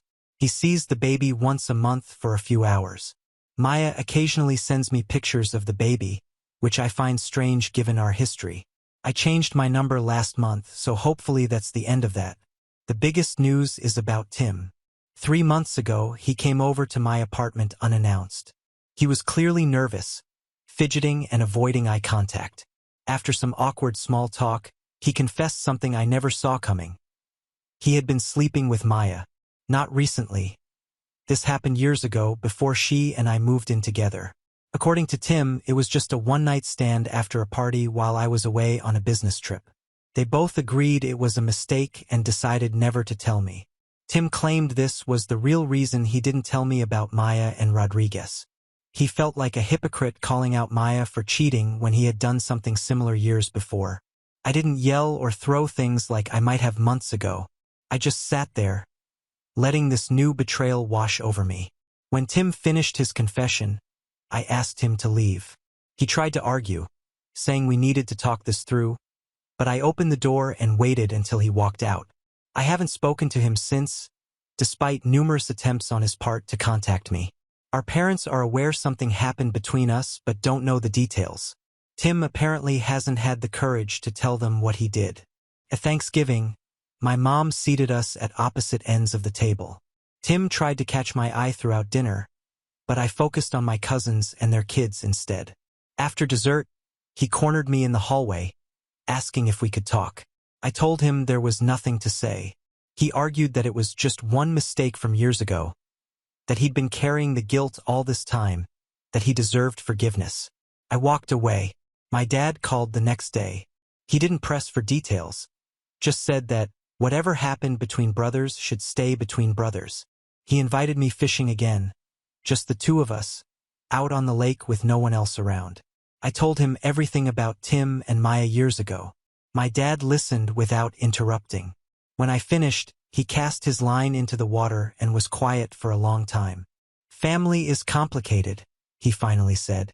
You don't have to forgive him today or tomorrow, maybe not ever. But don't let his mistakes poison your life going forward. I've been thinking about that a lot lately. Now on to the next story. Story 5. Sister demanded I postpone my wedding because she recently got divorced. When I refused, my parents skipped my wedding and threw all my things on the lawn. I am Lexi, 27F, and my entire family is mad at me. Before you judge me, please hear my story. I have a sister named Rose, 32F, who got divorced a few months ago. It has been a tough time, and I have been trying to be there for her. But, if I am being honest, Rose and I have never been close. She was not a good big sister. She and her little group of friends tormented me for years, and my parents never intervened. I always felt like an outsider in my family. Fast forward to a few months ago when Rose got divorced. She has been a mess. She didn't work, so she had to move back in with our parents. I am not close to my parents or Rose and don't visit them often, so it didn't matter to me. The thing is, even growing up, I always felt like the black sheep. Rose was the golden child. She did everything right. Straight A's, perfect prom queen moments, and my parents adored her. Meanwhile, I was the rebellious, difficult one. I got into arguments, broke curfew, dyed my hair crazy colors, you name it. But the worst part was how Rose used to make me feel. She would bully me. Not just casually, but it was like she went out of her way to exclude me, from making plans with her friends right in front of me to spreading rumors about me at school. She made sure I knew I wasn't welcome. And then there was my parents' reaction or lack thereof. No matter what Rose did, they always took her side. I remember telling them once about the things she said to me, and they brushed it off like, "Oh, that's just how sisters are." It hurt a lot, and I carried that resentment with me through adulthood. However, about a month after my sister's divorce, my partner, Joshua, 29M, proposed to me. It was one of the happiest moments of my life. I mean, I'd been waiting for this for a while. Joshua and I had been together for almost 4 years, and we had talked about marriage a lot. So when he finally proposed, it felt like everything was falling into place. Naturally, I told my parents right away.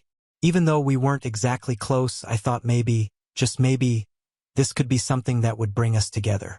I started getting into wedding planning mode almost immediately. Venues, dresses, flowers, you know the drill. I was so excited to share this moment with my friends and the few family members I'm actually close with. But then, a few weeks later, I got a call from my mom. She sounded serious and told me they had something important to discuss with me. Honestly, my first thought was that maybe it had something to do with Rose and her whole post-divorce mess. I just had a gut feeling that whatever was coming wasn't going to be good. So I drove to their house the next evening, kind of bracing myself for the worst. And sure enough, as soon as I sat down, my mom came out with it. She told me that they were hoping I would postpone my wedding by 2 years.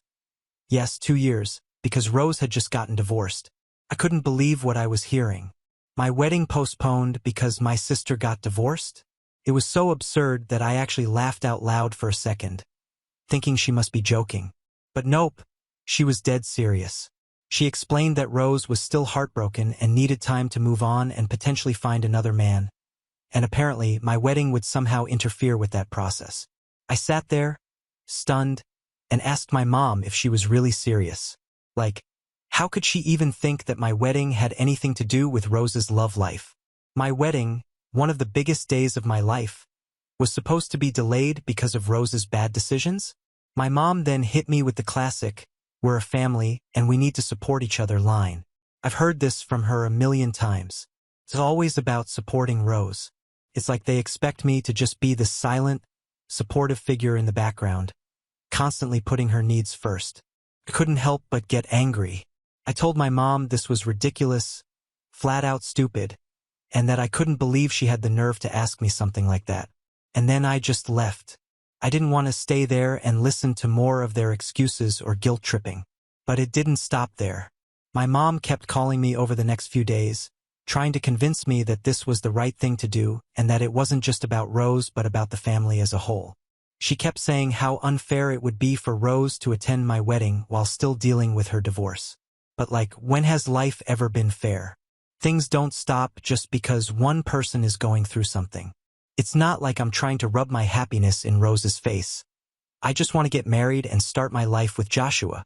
My dad got involved too, which was a surprise because he's usually pretty hands-off when it comes to this kind of drama. He tried to reason with me, saying how emotional Rose was right now and how my wedding would be too much for her to handle. He made it sound like my wedding would be this huge burden on her, as if my happiness was somehow going to make her more miserable. But again, I just don't see how that's my problem.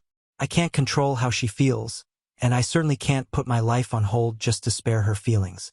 After that, my parents kept calling and bugging me for days. Every time I saw their name pop up on my phone, I just knew it was going to be more of the same guilt trip about postponing the wedding. Honestly, I was starting to lose my patience with them. My sister, on the other hand, hadn't said a word to me. It was all coming from my parents, and I was beginning to wonder if this was really what Rose wanted or if my parents were just projecting their own issues onto me. So after about a week of this back and forth, I decided to take matters into my own hands and call Rose directly. I was pretty calm at first, just trying to get to the bottom of it. I asked her straight up if she was the one who put my parents up to this or if they were just overreacting on their own. And that's when she confirmed it. Yes, she did think it would be better if I postponed the wedding. Her reasoning? She said that during the wedding, all the relatives would be asking her about the divorce, and she wasn't ready to deal with that kind of attention. I was stunned. I understand that a divorce is a big deal, but this was the wedding we were talking about, one of the biggest days of my life. Why should my wedding be overshadowed by her worries about what people might say to her? I told her, as calmly as I could, that this was my wedding, and I highly doubted anyone would be pestering her about something so personal at an event that was supposed to be about Joshua and me. I mean, let's be real, at weddings, people are too busy focusing on the couple getting married, the food, the dancing, and their own lives. Who's going to go up to Rose and ask invasive questions about her failed marriage at my wedding, of all places? But of course, she wasn't willing to listen. She just kept insisting that she wasn't emotionally ready to face everyone, and that if I cared about her at all, I'd consider waiting until she felt stronger and more prepared to handle the attention. The more she talked, the angrier I got. I finally just laid it out for her. I told her that the wedding was going to happen whether she liked it or not, and whether she or our parents showed up or not. I wasn't going to put my life on hold because she was insecure about people asking her uncomfortable questions. That was on her to deal with, not me.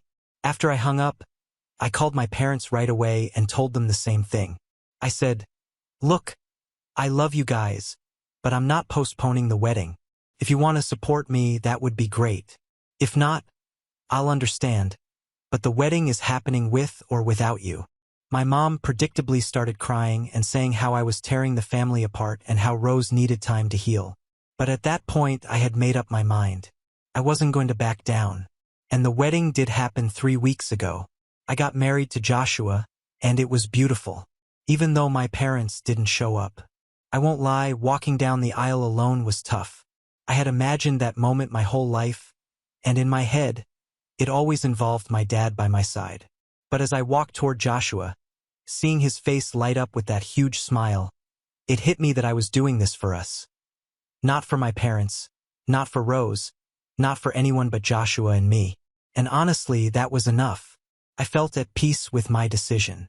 I was surrounded by my closest friends and the people who truly support us. Once the ceremony was over and we got to the reception, things got a little more complicated. Most of my extended family had shown up, including some aunts, uncles, and cousins who hadn't been involved in the drama. But they noticed. They noticed that my parents weren't there, and obviously they were curious. People started asking, "Where are your mom and dad?" Or, "Is everything okay?" And I knew it was only a matter of time before I'd have to explain the whole messy situation. At first, I tried to dodge the questions, not wanting to make the day about family drama, but the curiosity just kept coming. Eventually, I sat down with a few of my aunts and cousins and told them everything. How my parents had demanded I postpone the wedding, how they wanted me to put my life on hold for Rose's sake, and how, in the end, they chose not to come when I refused to give in to their demands. I didn't sugarcoat it. I was tired of pretending everything was fine when it wasn't. Their reactions were a mix of shock and disbelief. Some of them were horrified that my parents would even ask something so ridiculous, while others were angry on my behalf. It felt like a weight was lifted off my shoulders, finally being able to share my side of the story, and honestly, it felt good to have some of my family understand what I'd been dealing with. As the night went on, more people heard the story, and by the end of the night it was pretty much common knowledge. I thought there might be some backlash, but instead, something unexpected happened. My parents started getting ostracized by the rest of the family. It was like the whole thing had opened people's eyes to how they've been treating me all these years. Putting Rose first, expecting me to constantly play second fiddle to her. People began reaching out to me to offer their support, saying things like, "I had no idea it was this bad," and "You did the right thing by standing your ground." Then something even crazier happened. A cousin of ours, who's getting married next month, uninvited my parents from her wedding. Apparently, she didn't want that kind of negativity on her own big day. I wasn't expecting that at all, and part of me feels a little guilty, but at the same time, I can't help but feel validated. For years, I felt like an outsider, like I was the one always causing problems or not being understanding enough. But now people were starting to see that maybe, just maybe, it wasn't all on me. After my wedding, Joshua and I went on our honeymoon for a week, and it was honestly the best escape I could have asked for. We went to this beautiful beach resort, just the two of us, away from all the family drama. I didn't check my phone for the most part, just soaking in the peace and quiet. I knew there would be messages from my parents and probably my sister, but I just couldn't deal with it during the honeymoon. It was our time to relax and start this new chapter without all the stress. Once we got back, reality hit me pretty hard. I decided to finally listen to the voicemails that had piled up. Honestly, I wasn't prepared for what I heard. Instead of my parents trying to talk things out or even attempt a civilized conversation, the messages were filled with cursing and swearing. My mom called me an entitled brat, among other colorful terms. My dad's tone was more of the same, and at one point he even said that I was tearing the family apart. It wasn't just anger. It was downright nasty. The guilt trips, the passive-aggressive remarks, the constant accusations that I was selfish. All of it was just too much. I ignored the messages at first, thinking that they'd calm down after a few days. But that didn't happen. In fact, things just escalated. They started calling even more frequently, leaving voicemails filled with the same toxic crap. When I blocked their numbers, they found other ways to reach out. Email, Facebook, and even Instagram. They were relentless. My sister, who hadn't said a word since the wedding, finally chimed in, sending me long messages about how I ruined the family by choosing Joshua and my happiness over family unity. It was honestly exhausting. At one point, they even started using new phone numbers to get around being blocked. I'd block one number, and within a few hours, they'd be back with another. It felt like I was playing some twisted game of whack-a-mole, but instead of moles, it was just toxic family members who couldn't take no for an answer. I'll admit, I started to get really frustrated. I mean, what do you do when your own family just won't leave you alone? Every time I tried to take a step back and focus on my own life, they'd find a way to pull me back into the drama. It was like they couldn't handle the fact that I was happy without them, that I didn't need their constant approval or validation anymore. I talked to Joshua about it, and he's been super supportive. He suggested everything from changing my phone number to cutting off contact entirely. But part of me feels so conflicted. They're still my parents, you know? Even after everything they've said and done, there's this little part of me that feels guilty, like I'm somehow the bad guy for blocking them out. But at the same time, I know I can't keep letting them treat me like this. I tried explaining to them how their behavior was affecting me, but they didn't want to hear it. My mom just kept saying things like, "You're choosing your husband over your own family, and you'll regret this when we're gone." It was classic emotional manipulation. At this point, I don't even think they're interested in understanding my side. It feels like they just want control, like they're upset that I've broken free of their influence, and they're doing everything they can to reel me back in. I'm honestly at a loss here. Part of me thinks I should just cut them off completely, change my number, delete them from social media, and go full no contact. But then there's this nagging voice in the back of my mind telling me that I'll regret it, that one day I'll wish I had handled things differently, or that maybe, just maybe, they'll finally come around and realize how toxic their behavior has been. But let's be real, what are the chances of that actually happening? From what I've seen so far, they're not going to change. If anything, they seem to be doubling down, acting like I'm the one who's betrayed them by standing up for myself. I can't keep living like this, constantly walking on eggshells, waiting for the next wave of guilt-laden messages to roll in. So Reddit, I need advice. What can I do to finally put an end to this? Has anyone else been in a similar situation with family members who just wouldn't stop harassing them? How did you handle it? Is going no contact really the best option here? Or is there some middle ground I haven't thought of yet? I feel like I've tried everything, but they just won't let go. I want to move on with my life and focus on my marriage, but it feels like my family is determined to keep me trapped in this cycle of guilt and obligation. Any advice would be appreciated. Update 1.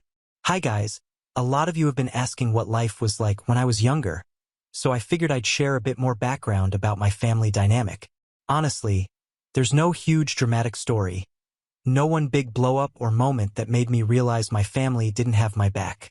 It was more of a slow, steady realization that I was growing up in a house where I didn't feel emotionally supported or understood. It's kind of hard to explain without sounding ungrateful because on paper, my parents did what they were supposed to do. I had food and clothes, went to school, and we went on family vacations sometimes. But I never felt like I was actually loved or truly valued. Growing up, my parents were always way more focused on my older sister, Rose. And not just in the typical older sibling gets more responsibility way. It was like in their eyes, Rose could do no wrong, while I was the troublemaker, the difficult one, the one they had to tolerate. I'd bring home good grades or try to show them something I was excited about, and they'd give me this half-hearted, "That's nice, Lexi," before moving on to whatever Rose needed. She was always the center of their attention, and I was just there. It's hard to explain how isolating that feels as a kid, constantly being pushed to the side, like you're invisible. And it wasn't just that one time.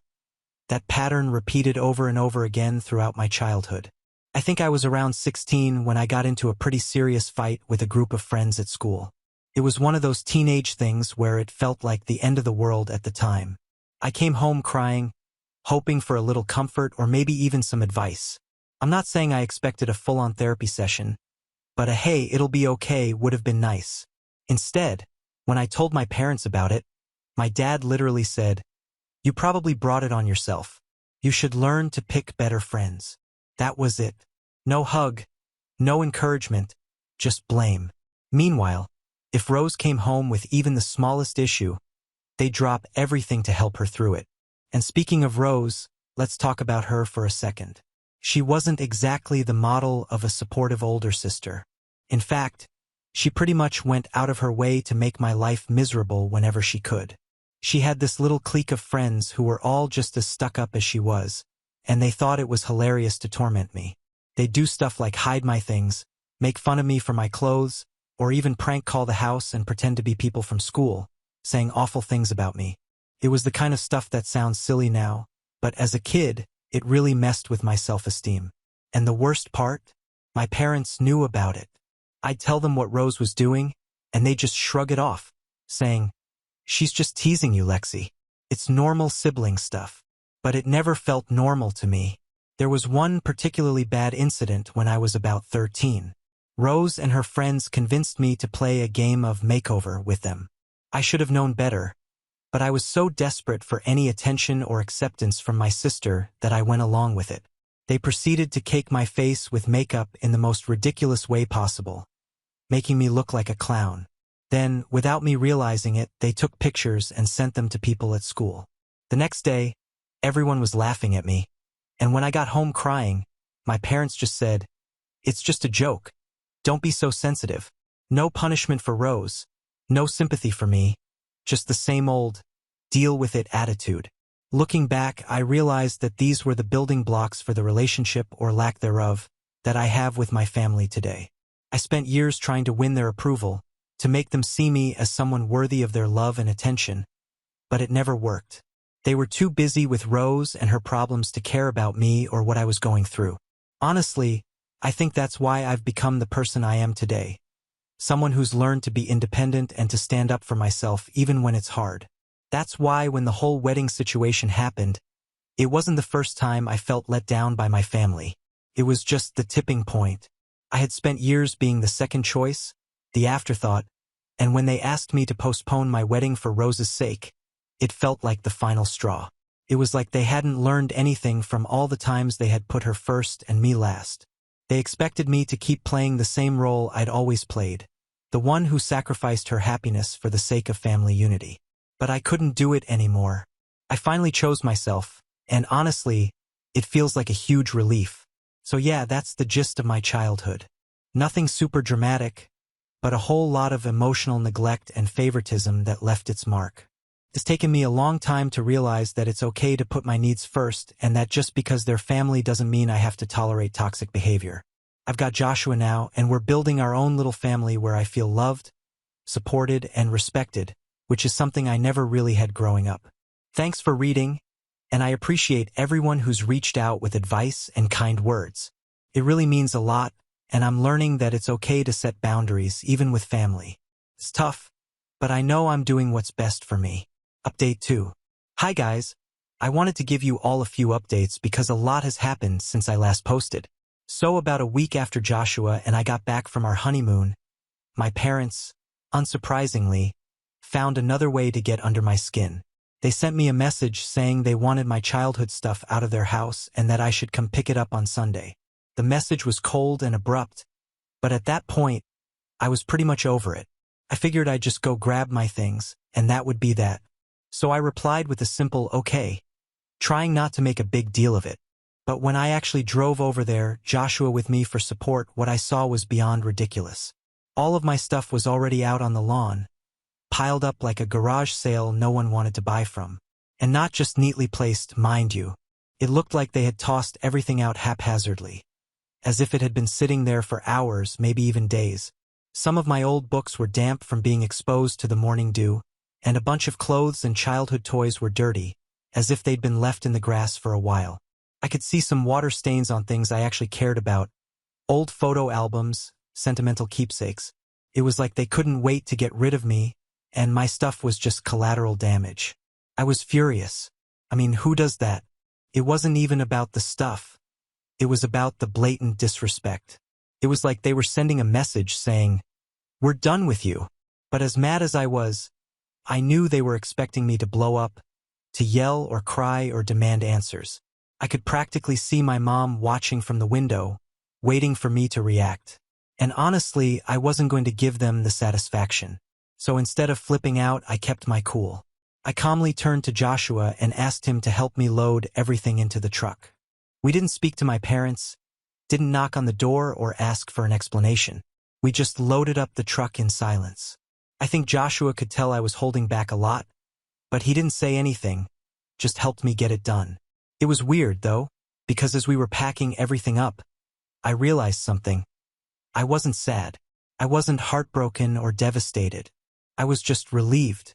This was the last thing I needed to fully close the chapter on my relationship with my parents. In a strange way, them throwing my stuff out like that felt symbolic. It was like they were finally showing me, in no uncertain terms, that I wasn't welcome in their life anymore. And instead of being upset, I felt free. Free from the emotional games, the guilt trips, and the constant expectation that I was supposed to bend over backward to fit into a family that never really made space for me. It felt like they were cutting the final tie, and honestly, I was more than ready to let it go. Update 3. Hello everyone. I know it's been a few months, but something wild happened, and I just had to share it with you all. So, remember my sister Rose?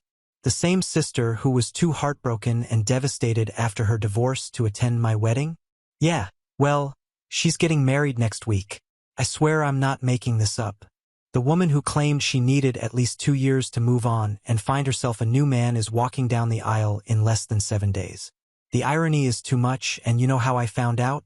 Not from her, not from my parents, because they haven't spoken to me since the wedding debacle, but from one of our cousins. She sent me a screenshot of their engagement announcement on social media. I was sitting at home, minding my business, and boom, there it was. Rose, all happy and in love, showing off her ring with her new fiancé, like none of the drama from the past year ever happened. I had to laugh. Like, I couldn't even be mad. It's honestly hilarious at this point. What's even crazier is that I've heard absolutely nothing from my parents or Rose about the whole thing. Not a peep. No invitations, no updates, nothing. And you know what? I'm totally okay with it. It feels like they've officially written me off, and honestly, the feeling is mutual. After everything that's happened, I don't even care to be involved in their lives anymore. It's kind of liberating, to be honest. I'm not sitting here waiting for their approval or worrying about what they think of me. I've moved on, and clearly so have they. So that's it. Rose is getting married. My parents are doing their thing, and I'm over here living my best life with Joshua. Life is good, and I'm not looking back. Thanks again, Reddit. You guys have been amazing, and I wish all of you the best in whatever you're going through. Take care. Now on to the next story. Story 6. Jealous sister ruined my relationship by convincing my ex that I was cheating on him. Years later, I found out she was cheating on her BF, so I did the same and told him everything. I am new on Reddit, and I am only here today to ask for some advice. My sister, Jasmine, has always seemed to dislike me for as long as I can remember. This animosity began back when we were just kids. You see, Jasmine believes that because she is pretty, she is superior to me since I look more like our dad and I am not conventionally attractive. From a young age, I did notice how people would gravitate towards Jasmine, showering her with compliments about her looks. Family gatherings were filled with remarks about how beautiful she was, how she looked like a little princess, and how lucky she was to have inherited our mom's features. Meanwhile, I was often overlooked in these conversations. Unlike her, I was a late bloomer, so I didn't get as many compliments while growing up. The focus on Jasmine's appearance made me feel invisible at times. However, I was never jealous of her. It wasn't until Jasmine herself started making cruel comments about my appearance that I started to resent her. Jasmine would often make offhand remarks about how I was the nerdy one, while she was the pretty one in our family. At first, I didn't think much of it, but as time went on, her comments became even more pointed and hurtful. She would laugh and say things like, "Well, at least I don't have to rely on my grades to get attention from people." Or, "Too bad you didn't inherit mom's good looks and blonde hair." These comments from her would cut deep, especially during my awkward teenage years when I was already struggling with self-esteem issues. I remember one specific incident where she embarrassed me knowingly in front of everyone. We were at a family reunion, and one of our aunts was gushing over how stunning Jasmine looked in her dress. The aunt then turned to me and said, "You must be so proud of your sister. She's so beautiful." Jasmine smirked and replied, "Yeah, my sister's got the brains, but I got the looks, so I'm sure she is proud of me."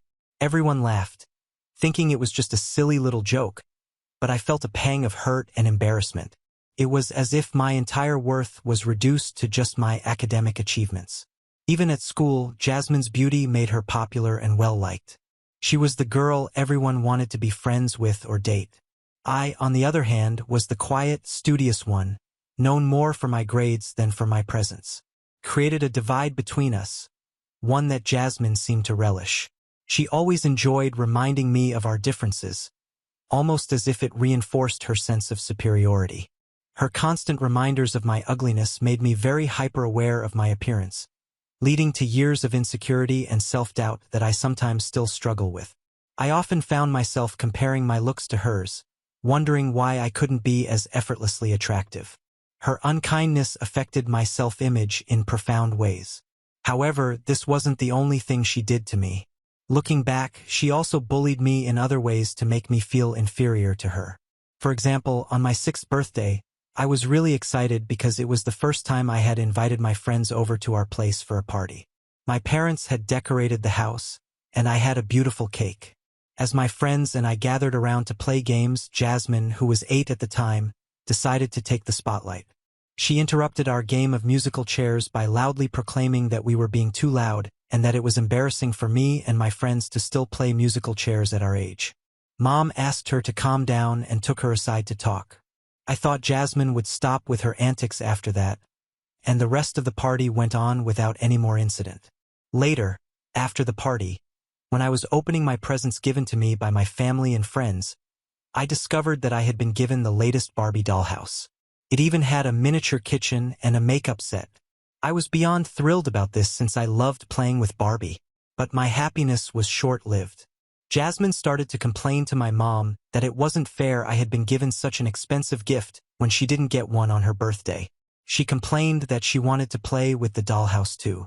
I argued back, pointing out that my friends had pooled their money to buy this dollhouse for me, so she had no right to take it away, and that she could probably wait for her birthday next year for our parents to give her one.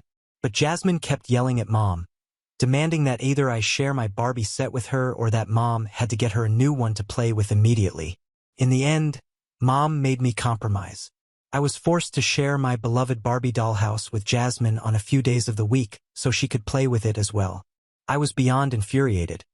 It felt so unfair that even on my special day, I couldn't have something to myself. In middle school, I finally got a chance to be the lead in the school play, something I had worked so hard for. Jasmine, being 2 grades ahead, had already been the star in school events and was not happy that I had bagged the role. The night of my performance, instead of supporting me, she continuously made snide comments about how I would never be as good as she was on stage and how I was maybe going to end up breaking my leg out of nervousness. I could see she was trying to get into my head, so I didn't let her words affect me and went on to give my 100% on stage.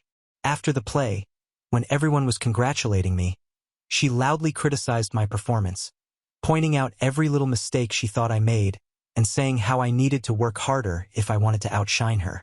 Her words stung, turning what should have been a proud moment into one filled with self-doubt and sadness.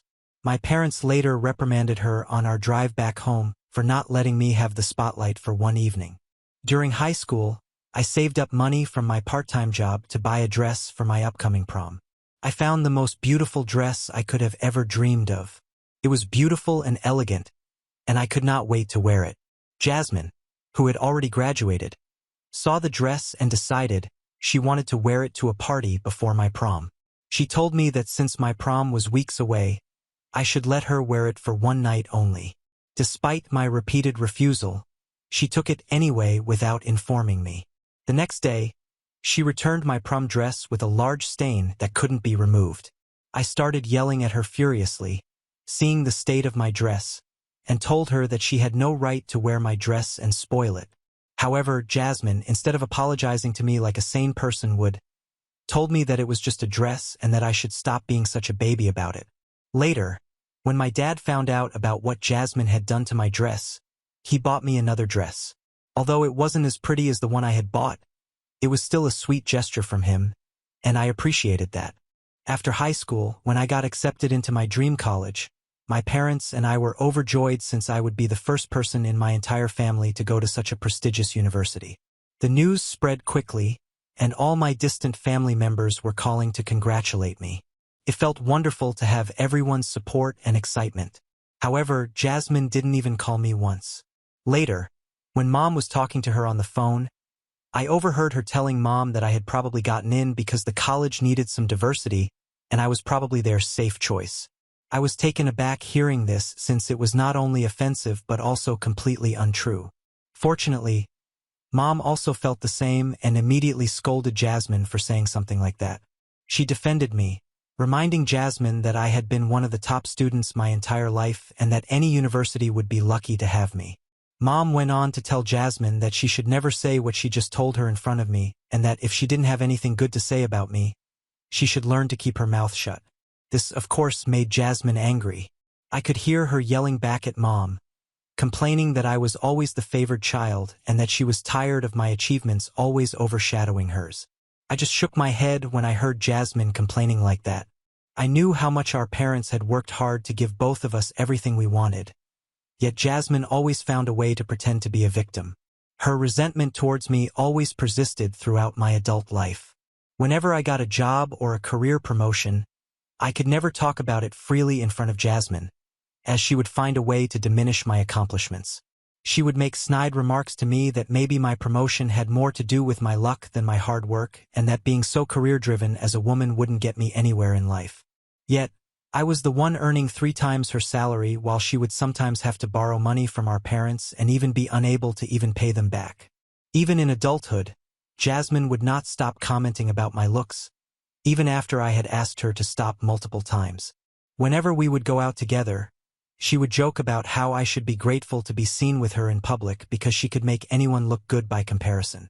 If I ever wore a prettier dress than hers, She would tell me how I should just give her my dress since I could not do proper justice to it and that the dress would look much better on her body. As you can imagine, these experiences with my sister have left lasting scars, shaping my relationship with her and reinforcing the sense that in her eyes, I would never measure up to her. Her unkindness has been a constant shadow, impacting my self-esteem and our sibling bond. Hence, I guess I shouldn't have been too surprised when Jasmine was jealous of my relationship with my ex-boyfriend, Kevin. Kevin was tall, attractive, and easy to get along with. He was my first real boyfriend as an adult, and I really liked him. The first time my parents and sister met him, they were quite taken with him. My parents were happy to see me with someone who seemed kind and genuine. They welcomed him warmly and made him feel at home. As we all sat in the living room chatting and getting to know Kevin, Jasmine suddenly interrupted the conversation with a sly smile. She asked him, "Kevin, why is such an attractive guy like you dating someone like my sister?" Her tone was light, but the intent was clear. She wanted to embarrass me, to make me feel small and unworthy. My heart sank, and I could feel my face turning red with humiliation. Kevin, however, didn't miss a beat. He looked Jasmine straight in the eye and told her how he found me incredibly attractive and down-to-earth, unlike some of the women he had crossed paths with in the past. He went on to say that what really fascinated him about me was my intelligence and kindness, and according to him, that is what made me so different. His response was calm and genuine, and I could see my parents nod in approval. Jasmine's expression faltered upon hearing his reply. She wasn't expecting him to defend me so well. For the rest of the evening, she watched us closely, her eyes following our every move. I could feel her scrutiny, the way she seemed to be looking for any flaw, any reason to validate her jealousy and disdain. It made me uneasy, but I tried to ignore it and enjoy the time with my family and Kevin. Later that night, when everyone was getting ready to leave, I went into the kitchen to grab some leftovers to send home with Kevin. Jasmine followed me in, and I could feel the tension immediately. She waited until we were alone, then leaned in and said, "You should never date attractive guys. They'll only end up cheating on you. Mark my words, you're setting yourself up for heartbreak." Her words were like a punch to the gut. It wasn't just the content of what she said, but the way she said it, with such certainty and a hint of malicious satisfaction. I could feel my anger rising. This was supposed to be a happy occasion, a chance to introduce Kevin to my family, and she was trying to ruin it, as usual. I took a deep breath and replied, "Jasmine, that's none of your business. Your opinion was not asked for, and frankly, it's not welcome. I'm happy with Kevin, and I trust him. You don't get to undermine my relationship just because you're jealous of my hot boyfriend." Jasmine looked taken aback for a moment, but then her face hardened. She muttered something under her breath and stormed out of the kitchen, leaving me standing there shaking with a mix of anger and frustration. Later, she told our mom about how I embarrassed her by not taking her advice, and that as my sister, she was only trying to warn me. I decided after that meeting that I didn't want Jasmine anywhere near Kevin. I was worried that her jealousy and resentment could potentially sabotage our relationship. However, looking back, I realized my biggest mistake was not fully disclosing to Kevin the extent of my relationship with Jasmine. While he knew she was jealous of me, he didn't know about all the times she had tried to undermine me or steal my spotlight out of pure spite. In hindsight, keeping this information from Kevin allowed Jasmine to successfully manipulate him. Just to give the entire picture, I've had two best friends since college, Nina and Clint. Clint is gay, but before he came out of the closet, he had dated women and was still friendly with some of his exes. I've always been open about my friends with whoever I dated, including Kevin. He never had any issue with Clint. However, one night after a late party with my friends, I returned home to find Kevin waiting for me, looking angry. He had a key to my place and had let himself in. His demeanor caught me off guard. Excited to see him, I went to hug him, but he pushed me away. Confused, I wondered if the smell of alcohol was bothering him and quickly apologized. However, he shook his head and asked me if I was out with Clint.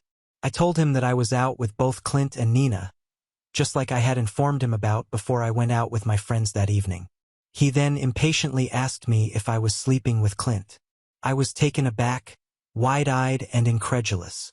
I asked him what he meant, needing clarification, and Kevin repeated his question accusingly. I reassured him firmly that no, I wasn't sleeping with Clint or anyone else.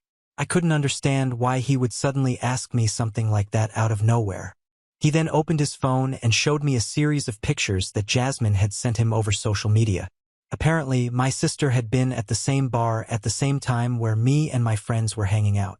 It struck me as odd that she hadn't even bothered to come say hello to me, yet had somehow taken secret pictures of me and my friends.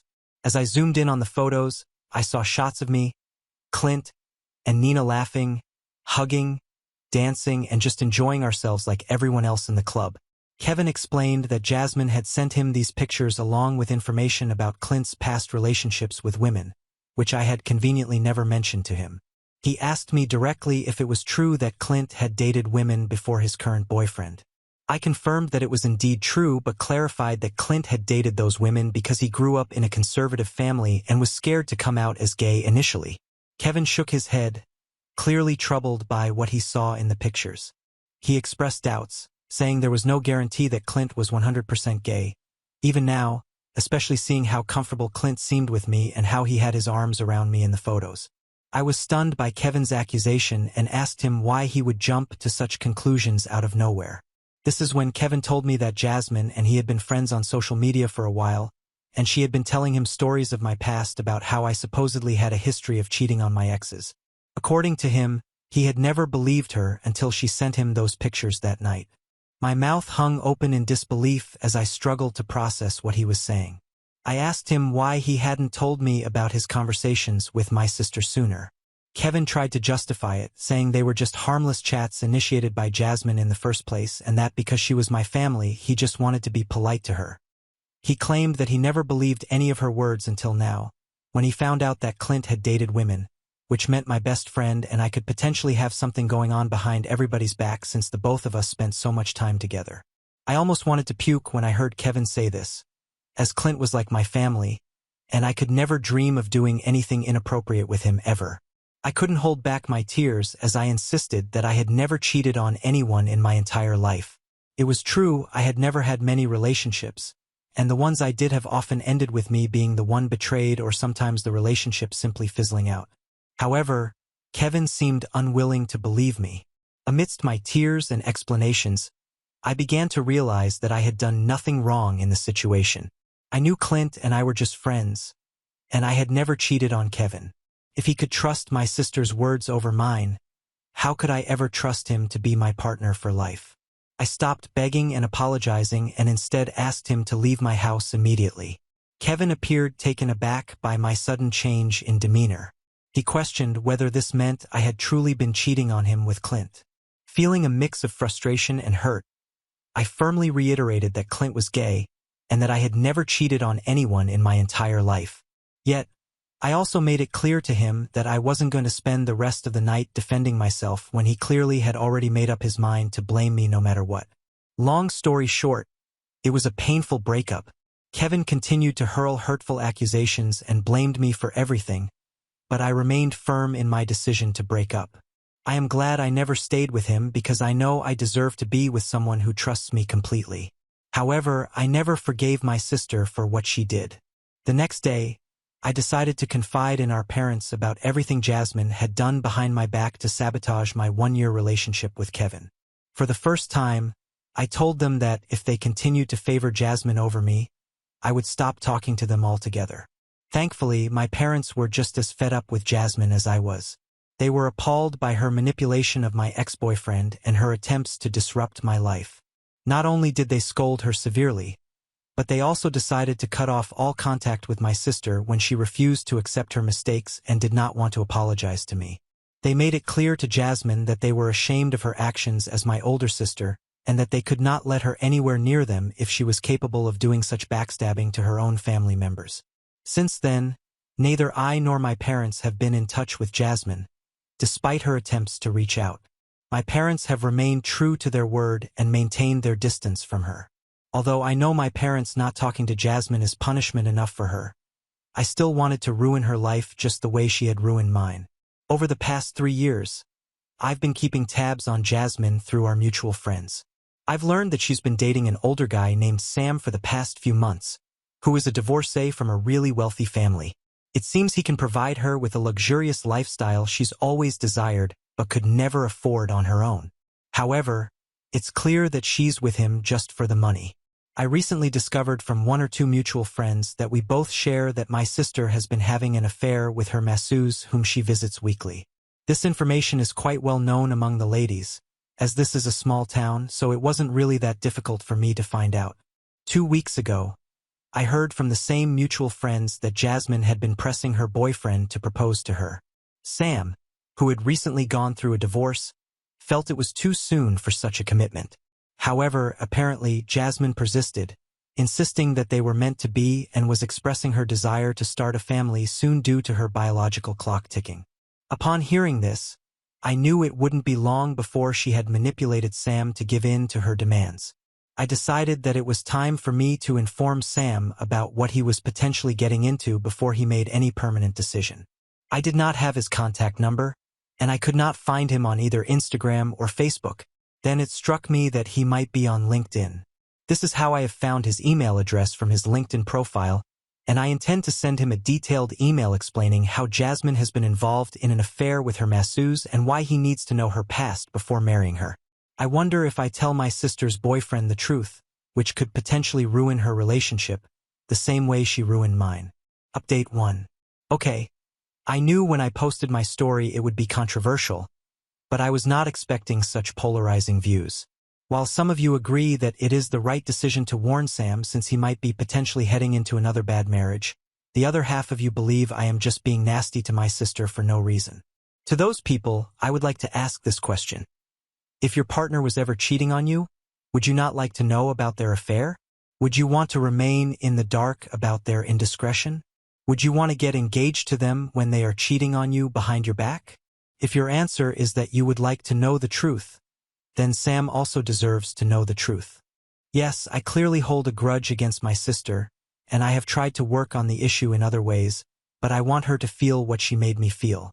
She has always backstabbed me and never once apologized to me.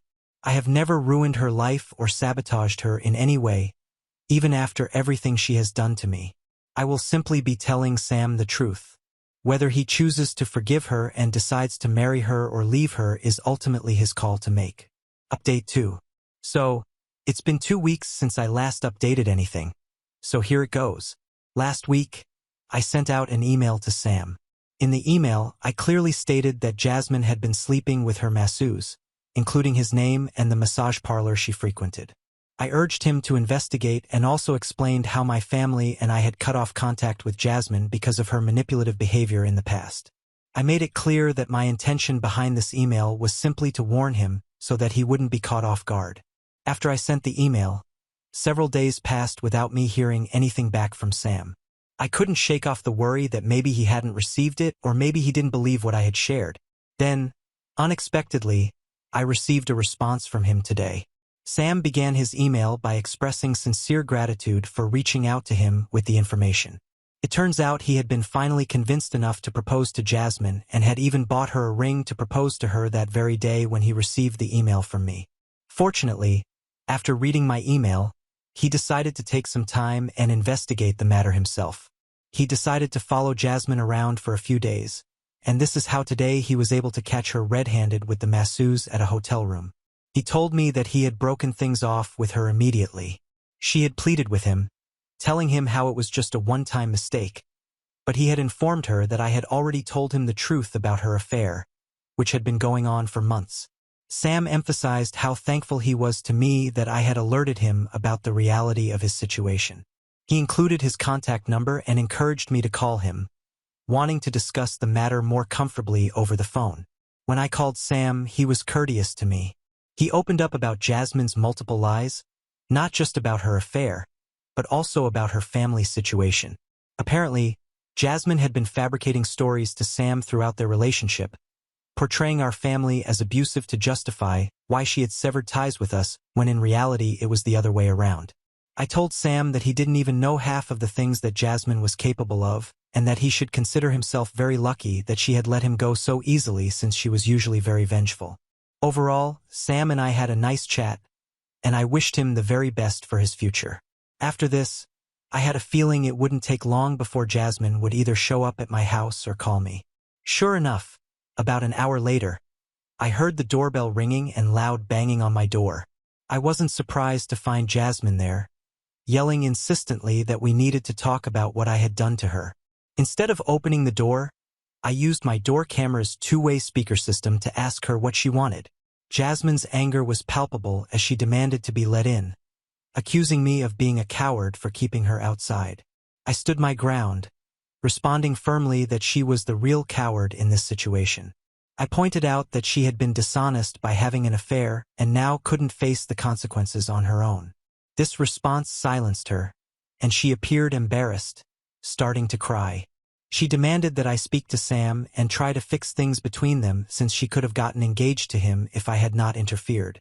I calmly informed her that I was already well aware of her situation because Sam and I had spoken about it. Upon hearing this, Jasmine's anger flared even more. She asked me if I was planning to date Sam and questioned if I was stooping so low as to deliberately hurt her by going after her man. I couldn't help but laugh at the absurdity of her accusation. I assured her that I had no interest in pursuing someone she was interested in and Sam was no longer her man anyway. I reminded her that I was simply doing what she had done to me years ago with Kevin.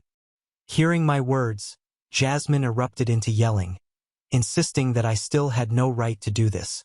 I stood firm, telling her that she couldn't really blame me for still holding a grudge against her, and that she deserved every bit of pain she felt since I had gone through the same thing too. Jasmine continued to yell at me some more, her voice filled with anger and frustration. Despite her loud protests, I remained resolute in my stance, refusing to let her in.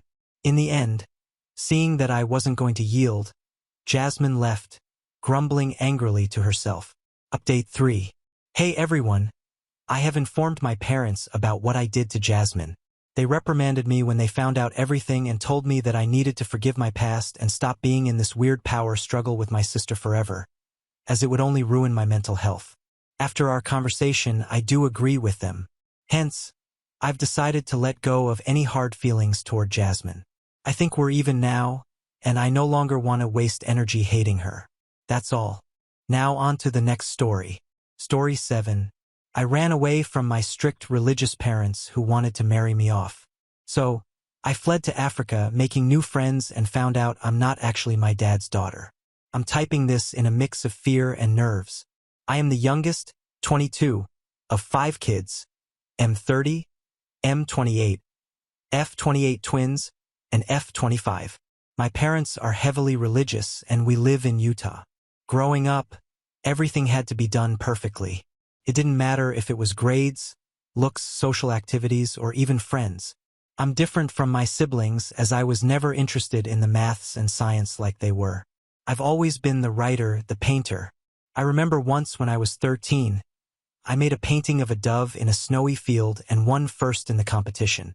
I told my parents, who got angry that I had wasted my time with something so worthless when I should have been using the time to study. I still had A's in every class. My mother won't even say more than a few words to me. She always seems like she hates me, and I don't understand why. Father burned the painting to remind me of what was truly important before taking all of my art supplies until I showed more responsibility with my time. It's been like this as long as I can remember. I work full-time and have since I was 15 at McDonald's, stashing every bit of money I could. Father took half my checks as tithing to help teach me what being an adult was like. I applied to several colleges but was told by my parents that they would not be helping me with tuition, as they did for my siblings, because they thought sending me to college would just be a waste of money. So I got angry. I am so tired of being the black sheep just because I like the arts more than maths and science. Then I heard them talking when I got up in the middle of the night about the perfect man they'd found who was willing to take me in through our church. I am terrified, and so I'm leaving. I've got some money saved up, a good amount, and I'm leaving the country. I found a job that lets me work remotely, doing freelance design work, and I've had my passport since I was a kid because of our family vacations overseas.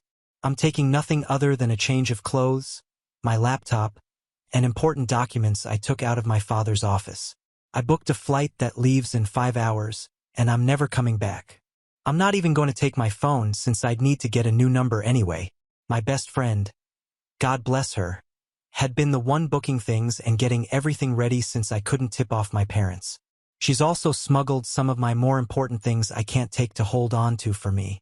She's parking down the street, and I'll leave with my smallest suitcase to meet her. I don't know how they'll take this. I'm terrified they'll find a way to drag me back or track me down. They went to bed over an hour ago, but I'm too anxious to sleep. I don't know if I'll have any updates, but I just hope they don't stop me. Update 1. Wow, so much has been happening lately that it's kept my head on a swivel constantly. I'll start with the good part of the update before moving on to the less happy bits. So, I was advised to remove the location destination from my post. So all I will say is that I'm in South Africa right now, and it's amazing. The food is astonishing, and a poster here messaged me to recommend that I try bunny chow, which is actual authentic curry in a bread bowl. It was phenomenal. I got to chatting with one of the hotel staff. She's about my age, and we really hit it off. She went with me to a local shopping center to get some new and better clothes. At least I'm used to wearing dresses, so that doesn't faze me, and they're very lightweight and breathable unlike a lot of US dress fabrics. She also told me to always shake out my shoes every morning, just in case. I've started apartment hunting, and it's well within my budget, like super low compared to how sky-high it is in the US. It's honestly jaw-dropping, like $81 for a studio apartment with a loft and kitchenette. So yeah, housing won't be an issue, and it is a bit odd to be house shopping for myself when I've always lived with my parents. Now, on to the less pleasant bits. I finally opened the emails, deciding it was best to probably get it over with. My father's email was filled with anger. There is no other way to put it. He said that by taking off irresponsibly like I did, it cost them the friendship of someone they'd planned on introducing to me. He never admitted that it was the 53-year-old they basically sold me to. Father stated that because of the social relations that had been damaged and impacted by my actions, I owed them approximately $85,000 in reparations. He also claims that he will be taking me to court if I don't pay it in full within 30 days and return home, as I obviously cannot be trusted. I plan to ignore that as I believe him to be bluffing. He ended his email/rant with, "You belong to me, and I won't tolerate such defiance when we've put a roof over your head and taken care of you for your entire life. You were never the child we expected. It's time you make up for your deficiencies. I expect you home within the next 2 weeks." Yeah, no. My siblings were basically copies of my father's email, admonishing me for throwing the efforts of our parents in their faces before running off like a coward, unwilling to face the fallout of my actions. I skimmed them honestly before just deleting them. There's nothing I didn't expect. However, my sister-in-law, she's married to my eldest brother, sent her own email before asking me not to reply, as she would be deleting every sign she sent it from her end. She congratulated me on stepping out on my own and getting away from my parents and their demands. She said that she herself hadn't been strong-willed enough to stand up to her parents when they basically betrothed her to my brother, which makes sense as I remember that they met and then married within 6 months, and even then I thought that was a bit strange. She pleaded with me not to return and not to reply. That was it. It was a bit unnerving, honestly, as I do believe her, and I'm sad that she is stuck the way she is. The last email was from my best friend. She said that the morning after I flew out, my parents had been on their doorstep demanding to see me. Apparently, they believed I was hiding with her. They refused to leave, screaming for me to stop pretending I wasn't there. It caused enough of a scene that the police were called, but they only talked to my parents briefly and let them leave. It really angered my friend who'd wanted them arrested for threats and trespassing. The police only claimed that there wasn't a pattern of behavior that would warrant them being arrested and charged before just leaving. She didn't know when they realized I wasn't there at her house, but they didn't come back thankfully. However, word has spread of me fleeing the safety of my parents' home and how they wanted me to return as they were concerned and fearful of what may happen with me out on the streets alone. The church ward has actually done searches of the area trying to find me. I don't know what they'll do from here, but they have no idea I left the country, let alone the state. My friend has no plans to say anything, and neither do I. As far as I'm concerned right now, they can live with that state of wondering for the rest of eternity. I don't think I will renounce my U.S. citizenship, as there may come a day when I need it, and it's better to be safe than sorry, but I have full plans to gain dual citizenship as soon as I'm able to. That's it for now. No other parts yet, but if anything changes, I'll let you know. I want to thank you all for your comments and private messages. It feels like I've got friends and family on my side, and I cannot tell you how much that means to me. Truly, thank you, all of you. Update 2. So much advice and support from everyone. I cannot thank you all enough. I thought with all the comments and questions, I'd answer here and explain what's happened since my last post. Ironically, my use of maths instead of just math comes from my mother, who was British and met my father in England when they were 22, so I do come by it naturally, and my siblings say it that way as well.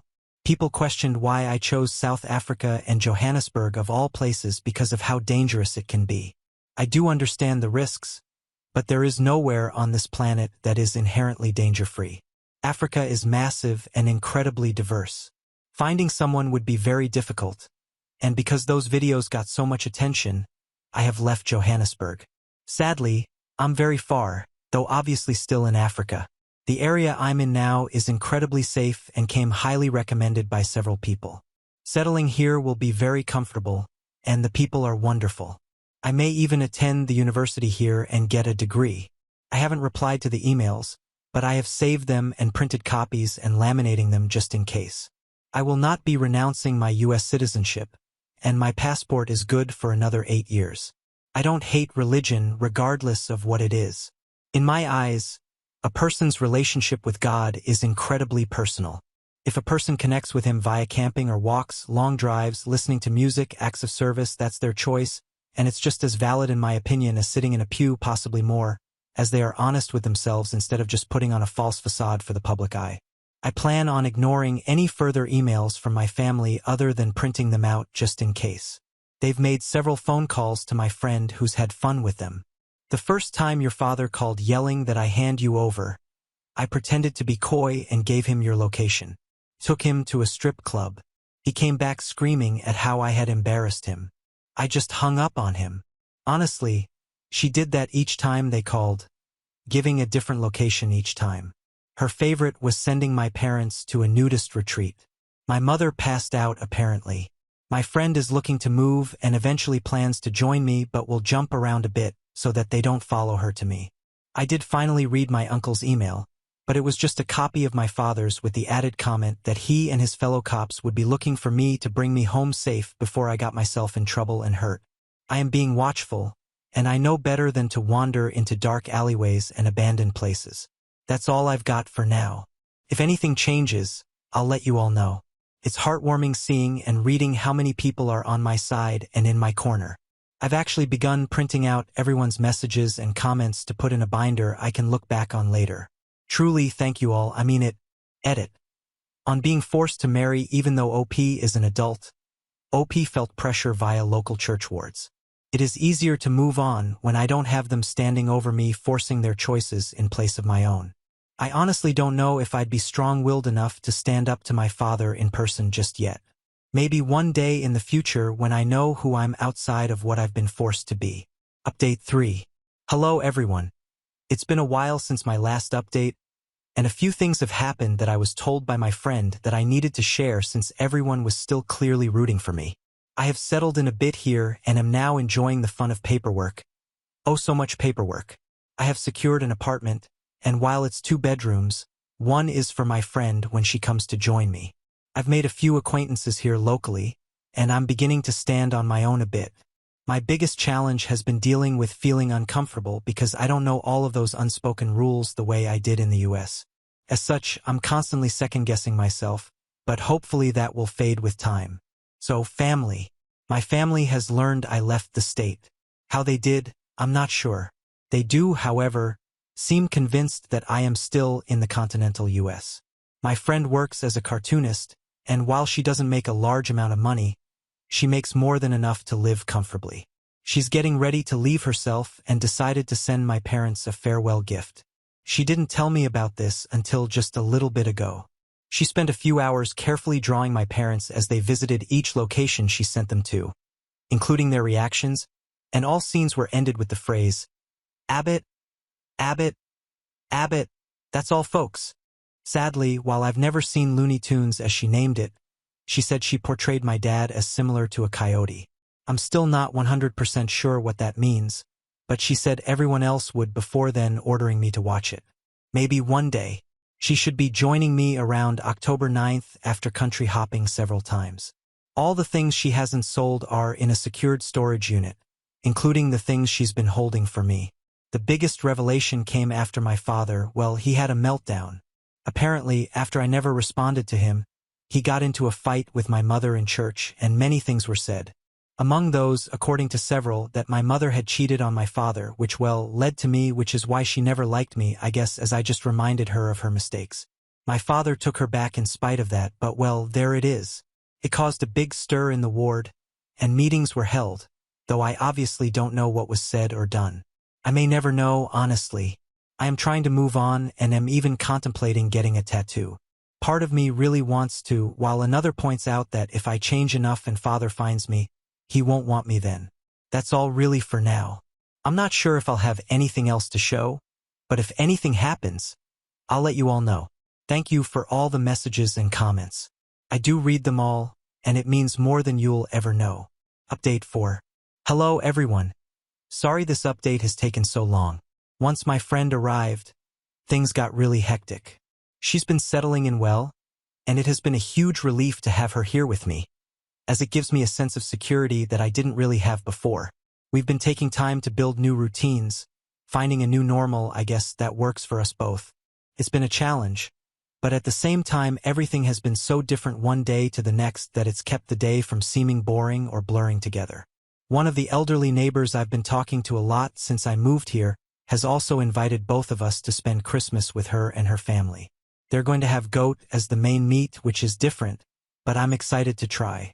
It's odd to not see Christmas trees everywhere, but that's still a new thing, so it's not common here. But her granddaughter is teaching my friend and I some of the dances we'll be doing, as Christmas celebrations here are more like a festive party and gathering rather than a slow day spent with just gifts. It's odd, as even in my family we'd only ever be given 3 gifts. One for our body, one for the mind, and the last for the soul, to honor the Trinity, according to my parents. Last year, I think I received a new Sunday dress, a set of physics textbooks, and a new log journal for my scripture reading. After gift openings, we'd each retreat to our rooms and remain there until dinner was ready, usually made by mother and myself. Yet here, they're planning on doing our hair, having dances and music with food and laughter. Gifts are still given, obviously, but the day is spent more with those around you than on material things. I'm excited. I've decided to ignore my family for now. I've gotten a lot of questions on why I didn't report them or confront them, and the answer is easy and may seem a bit childish, but the thought of facing them like that terrifies me. I don't want to be around them, talk to them, or think about them. I'm genuinely scared that trying to bring justice will only drag me right back into the mess I ran from. I'm 22, and yet I'm terrified of my own family, so that's why I'm not doing anything to them. I just want to pretend, even if only for a bit, that my life isn't messed up and freakish, if that makes any sense at all. I don't know where I will be a year from now, but somehow the thought doesn't worry me. I'm happy, genuinely happy, and excited to see where things will go from here. Thank you everyone, really, I mean it. Looking back, it's mind-blowing how things have changed, and there is still so much I get to do. I know there are people here from all over the world. I'd love to hear your holiday traditions. I don't care if it's not Christmas. I just love to hear what you do this time of year and your traditions. I'm trying to figure out my new normal and what I like, so I'd love any suggestions, be it food, music, dances, anything really. Now on to the next story. Story 8. Parents kicked me out for my pregnant sister and her boyfriend, so I had to sleep in a tent and work 3 jobs to survive. I, 19M, always knew I was the other kid in my family. My older sister, let's call her Rebecca, 21F, was the golden child from day one. Growing up, I remember watching her get showered with lavish gifts, praise, and attention. Meanwhile, I was lucky if I got a pat on the back for doing something good. My parents were constantly gushing over Rebecca's every little accomplishment. I mean, the girl once got a participation trophy for a school play, and they acted like she won an Oscar. It was a bit much. I, on the other hand, was usually overlooked. Like there was this one time when I got straight A's on my report card. I was so proud, and I showed it to my parents, expecting at least a good job. But nope, they were too busy planning Rebecca's birthday party to even notice. And it wasn't just about grades or achievements. If Rebecca wanted something, she got it. New phone, designer clothes, you name it. I had to practically beg for new sneakers when mine were falling apart. It was obvious to anyone with eyes that Rebecca was the favorite. Then there was my education.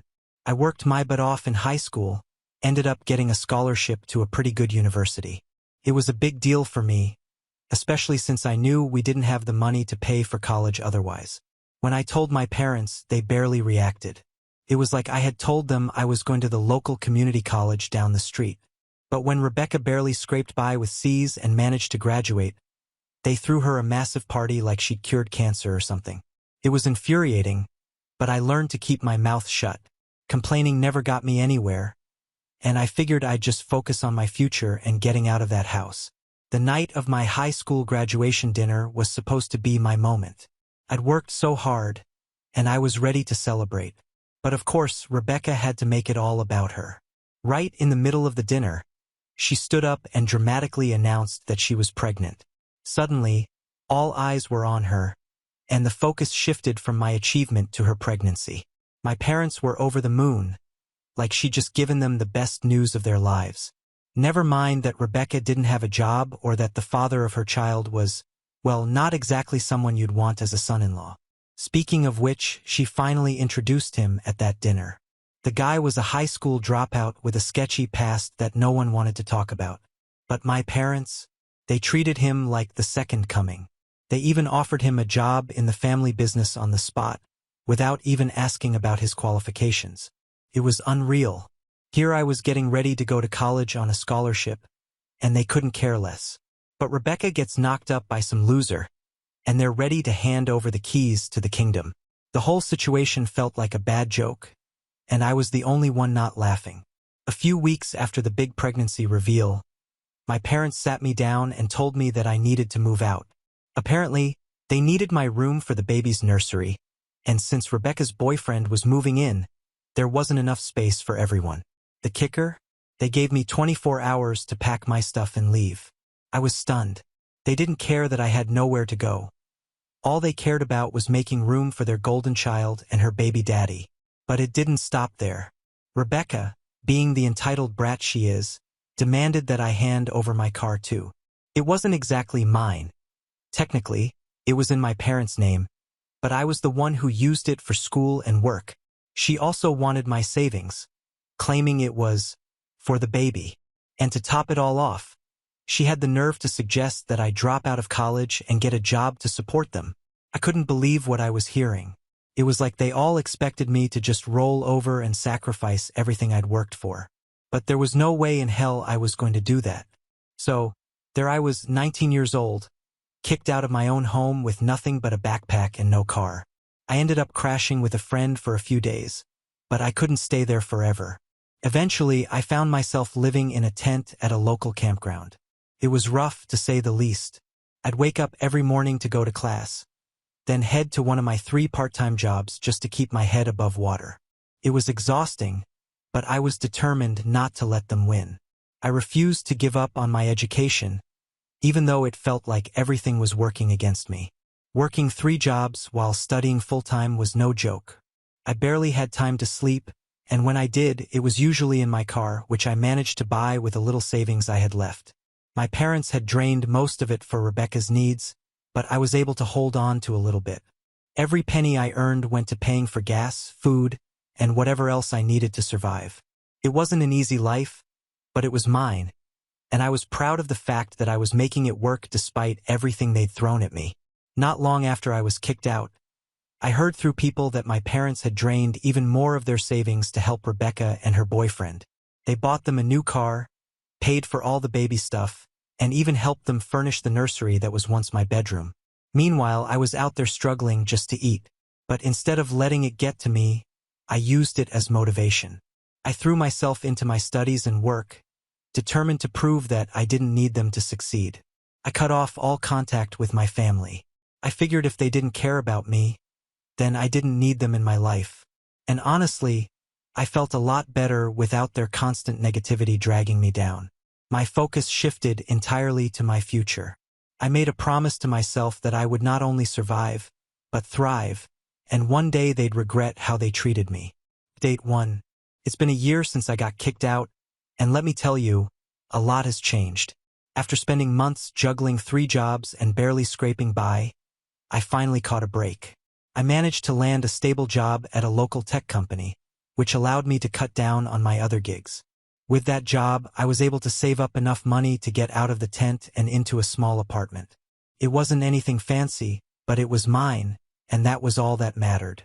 The best part? I was still kicking butt in school. Despite everything that happened, I kept up with my studies and maintained my scholarship. It wasn't easy. There were nights where I felt like giving up, where it all felt too overwhelming. But every time I thought about how my parents and sister had written me off, I pushed through. I knew that if I wanted to get out of this mess, my education was my ticket. And it was working. My professors started to notice my dedication, and one of them even recommended me for an internship at a pretty big company. I couldn't believe it. Things were finally starting to look up. While I was busy getting my life together, things on the home front weren't going so well. My parents had welcomed Rebecca's boyfriend into their home with open arms, but it wasn't long before the cracks started to show. Turns out being a high school dropout with a shady past doesn't exactly make you the ideal houseguest. He was lazy, rude, and didn't do much to contribute. My parents had handed him a job in the family business, but he kept screwing up, and the business started losing money because of it. On top of that, Rebecca was struggling too. Taking care of a baby is no joke, and without a stable income, they were bleeding my parents dry. The excitement of the new baby wore off pretty quickly once the bills started piling up. My parents, who had always been so financially stable, were suddenly feeling the pinch. It was like watching a train in slow motion, but honestly, I couldn't bring myself to feel too bad for them. They'd made their bed, and now they had to lie in it. Out of the blue, I got a text from Rebecca, demanding that I come to her baby shower. Not asking, demanding. She went on about how it was my duty as her brother to be there, and that I should also help out financially since she and her boyfriend were struggling. Oh, and get this. She also expected me to pitch in for her dream wedding that they were planning, despite not even being married yet. I almost laughed out loud reading her message. The audacity was unreal. Then my parents chimed in, saying that I owed them for raising me, and that it was time I stepped up to help the family. They seemed to forget that they kicked me out with nothing a year ago. I guess they figured I'd just roll over and do whatever they asked. But after everything I'd been through, there was no way I was getting sucked back into their drama. I told them a firm no and that I was enforcing a strict no-contact boundary. It felt good to stand up for myself for once. I was done being their punching bag. After cutting off contact with my family, I threw myself into my internship. The company was well known in the industry, and this was a huge opportunity for me. I worked hard, learned a ton, and even started building some solid connections. It was a game changer. I finally felt like I was on the right path and that all my struggles were starting to pay off. Beyond the professional stuff, I also started focusing on building healthier relationships. I made new friends, reconnected with some old ones, and even started dating again. For the first time in a long time, I felt like I had a support system outside of my toxic family. I realized that I didn't need them to be happy or successful.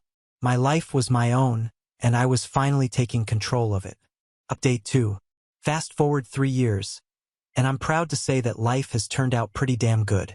I finished my degree, and thanks to the internship I nailed, I landed a dream job right after graduation. The pay was great, and for the first time ever, I felt financially stable. I upgraded to a nicer apartment, started saving for the future, and even treated myself to a few things I'd always wanted but could never afford. It was a huge turnaround from where I was just a few years ago. On top of that, I was happy, genuinely happy. I had a solid group of friends, a great job, and I was even in a relationship with someone who actually valued and respected me. Looking back, it was crazy to think how much things had changed. I'd gone from sleeping in a tent and working 3 jobs to living comfortably and building a career I was proud of. And the best part? I'd done it all on my own, without any help from my so-called family. While I was thriving, my family was not. From what I heard through mutual contacts, things had gone from bad to worse back home. My parents had blown through their retirement fund trying to support Rebecca and her boyfriend, who, surprise, surprise, still wasn't contributing much. The family business was tanking, thanks in part to his incompetence, and they were on the brink of bankruptcy. But the real kicker? Rebecca's boyfriend had been cheating on her with her best friend. No less. When the truth came out, it was a total disaster. Rebecca was devastated, and my parents were furious, but it was too late to undo the damage. He took off, leaving Rebecca to deal with the mess he'd created. She was now a single mother, struggling to keep it together, and my parents were drowning in debt with no way out. Just when I thought I was done with all their drama, my family decided to pull one last stunt. One day, out of nowhere, they showed up at my workplace. I hadn't seen them in years, so to say I was shocked would be an understatement. They walked in like everything was normal, completely ignoring the fact that we hadn't spoken in 3 years. They immediately started laying it on thick about how much they missed me and how we should put the past behind us. But I wasn't buying it. I knew they weren't there out of some sudden burst of familial love. After some awkward small talk, they got to the point. They were broke, Rebecca was struggling, and they wanted me to help them out financially. They even asked if they could move in with me, just until they got back on their feet. I couldn't believe the nerve. As they rambled on about how family should stick together, I just stood there, stunned. After everything they'd put me through, they really thought they could just waltz back into my life and start making demands? I let them finish their talk, then calmly told them that there was no way I was going to help them. I reminded them of how they kicked me out and left me to fend for myself, and that I'd managed just fine without them. I also made it crystal clear that I wasn't interested in reconnecting or playing happy family again. They tried to guilt-trip me, saying things like, "But we're your family, and you owe us for everything we've done for you." But I wasn't having it. I told them that they made their choice years ago when they chose Rebecca over me, and now they had to live with the consequences. I wished them luck but firmly told them to leave and not contact me again. It was harsh, but it needed to be said. As they walked out, I felt a sense of relief. I was done with them for good this time. Update 3. After I refused to help my family, I figured that would be the end of it. I was wrong. Instead of accepting my decision and moving on, they decided to retaliate big time. It started with them bad-mouthing me to anyone who would listen. Suddenly, social media was filled with posts from my parents and Rebecca, painting me as the selfish, ungrateful child who abandoned his family in their time of need. They twisted the story to make it seem like I was the villain, conveniently leaving out the part where they'd kicked me out at 19 so they could move in Rebecca's boyfriend. At first, I tried to ignore it, but the posts kept coming, getting nastier and more personal. They even dragged my friends into it, tagging them in posts and spreading lies about me. It was ridiculous, but what really crossed the line was when they started harassing me at work. My parents would call my office repeatedly, leaving messages with my coworkers, claiming it was a family emergency. Rebecca even showed up one day, causing a scene in the lobby, demanding to see me. It was humiliating, and it was clear they were trying to ruin my reputation and make my life as difficult as possible. I knew I had to do something before things got even more out of hand. After seeing all the advice on Reddit urging me to take legal action, I finally decided to pursue a restraining order against them. Honestly, I should have done this earlier, but a part of me still hesitated because they were my only family. But their recent behavior showed me that I needed to protect myself, even if it meant taking legal steps against them. Before filing, I gathered all the evidence I could: screenshots of their social media posts, records of the calls, and even footage from my workplace's security cameras showing Rebecca causing a scene. I also decided to share my side of the story publicly. I posted everything online, detailing the real history and why I cut ties with them in the first place. I made sure to include the proof so people could see that I wasn't just making things up. The response was overwhelming. Most people were supportive, and my family's smear campaign quickly backfired. They were exposed for what they really were, toxic and manipulative. The restraining order was granted, and they were legally barred from contacting me or showing up at my workplace again. It was a huge relief, and for the first time, I felt like I could breathe without constantly looking over my shoulder. Getting the restraining order didn't stop them from trying to worm their way back into my life, though. My parents started facing legal consequences for the harassment, and they were desperate. Their financial situation had gotten worse, and with the business on the brink of collapse, they were scrambling for any way out. But no one wanted to help them after the truth came out. Their reputation was in tatters, and even their close friends and extended family began to distance themselves. Rebecca, on the other hand, was finally facing the reality of her situation. With her boyfriend gone and her social circle shrinking, she had no one left to lean on. The entitlement that once worked in her favor was now pushing people away. Even her so-called friends began to see through her act, especially after everything was laid bare online. She tried reaching out to me one last time, but I didn't respond. I had nothing left to say to her. Update: 5 years have passed since I last had any contact with my family. In that time, I've built a life I'm proud of.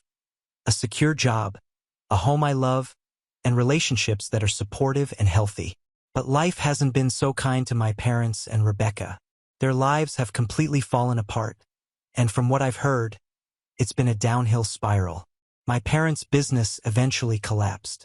With no savings left and no income from the failing business, they lost their house. They've been bouncing between different relatives' couches, but even that goodwill has worn thin. Most of the family has cut them off because they're tired of the constant drama and financial begging.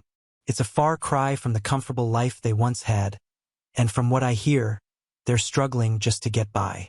Rebecca, meanwhile, is raising her child as a single mother. She never managed to hold down a stable job, and without my parents' financial support, she's barely scraping by. The boyfriend she once thought was her ticket to an easy life is long gone, and she's had to face the harsh reality that her entitlement doesn't pay the bills. The same friends who once adored her have drifted away, tired of her constant demands and drama. She's isolated, struggling, and from what I hear, deeply unhappy. A few months ago, out of the blue, I got a call from an aunt I hadn't spoken to in years. She told me that my parents were in dire straits and had asked her to reach out to me on their behalf. They were desperate for help, and according to her, they were willing to do anything to make things right. My aunt urged me to meet with them, saying they were truly sorry for everything that happened. I agreed to meet more out of curiosity than anything else. When I saw them, I was shocked by how much they'd aged. They looked defeated, nothing like the confident, controlling people I once knew. They begged me to help them, saying they had nowhere else to turn. They even tried to guilt-trip me, talking about how they were my parents and how family should be there for each other. But I didn't feel any sympathy. They had their chance to be a family to me, and they blew it. I told them flat out that I wasn't going to help them. I reminded them of how they kicked me out without a second thought, how they drained my savings and tried to ruin my life. I wasn't going to bail them out now just because they were finally facing the consequences of their actions. I walked out of that meeting with a clear conscience, knowing I'd made the right decision. In the years that followed, I occasionally heard updates about my family from mutual acquaintances. My parents ended up having to declare bankruptcy, and they lost what little they had left. Rebecca continued to struggle, bouncing from job to job, unable to find any stability. It was ironic, really. They'd spent so much of their lives putting Becca on a pedestal and treating me like I didn't matter, only for her to end up in such a bad place while I thrived. Some people might call it karma. I don't know if I believe in that, but it's hard not to see it that way. They made their choices, and now they're paying the price. As for me, I'm at peace. I've built a life that's far better than anything I could have imagined when I was living in that tent. I'm successful, happy, and surrounded by people who genuinely care about me. I'm proof that you don't need toxic family members in your life to succeed. You just need the determination to rise above the circumstances and make something of yourself, no matter what life throws at you. Looking back on everything, I can't say I regret the way things turned out. It was tough, no doubt, but it shaped me into the person I am today. I've learned to value myself and to surround myself with people who lift me up rather than tear me down. I've learned that family isn't always about blood. It's about who's there for you when things get rough. I don't have any plans to reconnect with my parents or Rebecca. They made their choices and I've made mine. I'm focusing on my future, my career, and the people who have been there for me through thick and thin. I've moved on and I'm not looking back. As far as I'm concerned, the past is the past, and my life is only going forward from here. Now on to the next story. Story 9. I planned a surprise date for my wife, but found a stranger's truck outside our house. I secretly recorded her cheating. A couple weeks ago, I decided I wanted to surprise my wife with a kid-free night out. My parents live about an hour and a half away from us, and I arranged for the kids to stay with them for the weekend. Usually, when I go to my parents', I'm gone until later in the evening. We spend all day there and leave around dinner time. This time, I was dropping the kids off and immediately going home so I could surprise my wife, and we could go out as soon as possible. I had made reservations at a nice restaurant and was hoping to go to a few places for some drinks first. I left at 8:30 and was back in our housing plan before 12:30. As I pulled onto my street, I saw a truck parked in front of my house. I did not recognize it. I assumed it was someone seeing the neighbors, though, because it's not that unusual for someone to park in front of our house. I parked a few houses away, thinking I would sneak into the house and surprise my wife instead of pulling in the driveway and going in the garage. I went in through a basement door. I was as quiet as possible, but as soon as I walked in, I heard her making sounds from the floor above. When I first heard it, I thought she was just by herself, maybe having some personal time. I didn't want to interrupt her privacy and embarrass her, so I was going to go back to my car and just go in the garage so she would know I was home. Then I heard a man's voice. I immediately felt sick. My heart felt like it was going to explode out of my chest. It is hard to describe how I felt in this moment. I decided to go upstairs.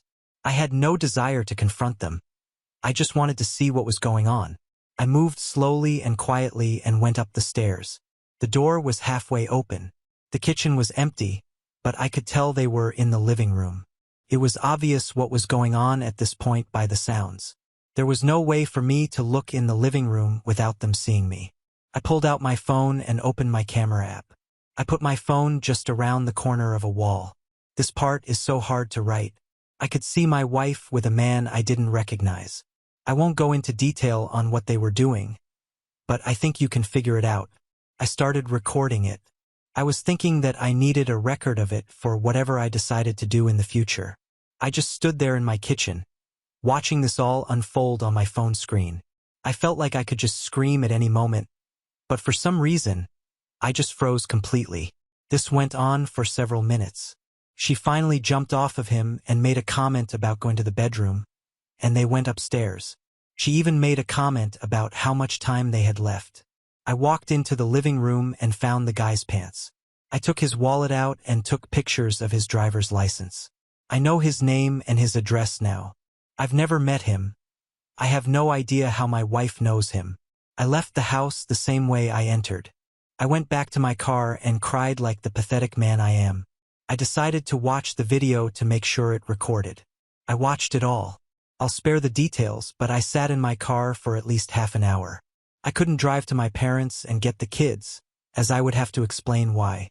I decided that I would pull in the driveway, open the garage, and just pretend like I was there to surprise her. I took my time getting into the house. I made a lot of noise. When I saw her, she was very flustered, asking me why I was home, etc. She was in a robe and said she was just getting ready for a bath. I told her about my plans, and she seemed excited. She poured us both a glass of wine and said we should pregame before getting ready. I don't think I talked much, really. She took me into the living room. I'm not proud of what I let happen. I could faintly see the guy sneaking downstairs and going to the basement stairs, but I didn't say or do anything. I just let my wife continue doing what she was doing to me. Since that day, I have watched the video of her repeatedly. I can't bring myself to make any decisions on what I should do next. She seems to know something is wrong with me because she's asked a few times if I'm okay. I feel worthless, and every time I hit a low point, I watch the video again.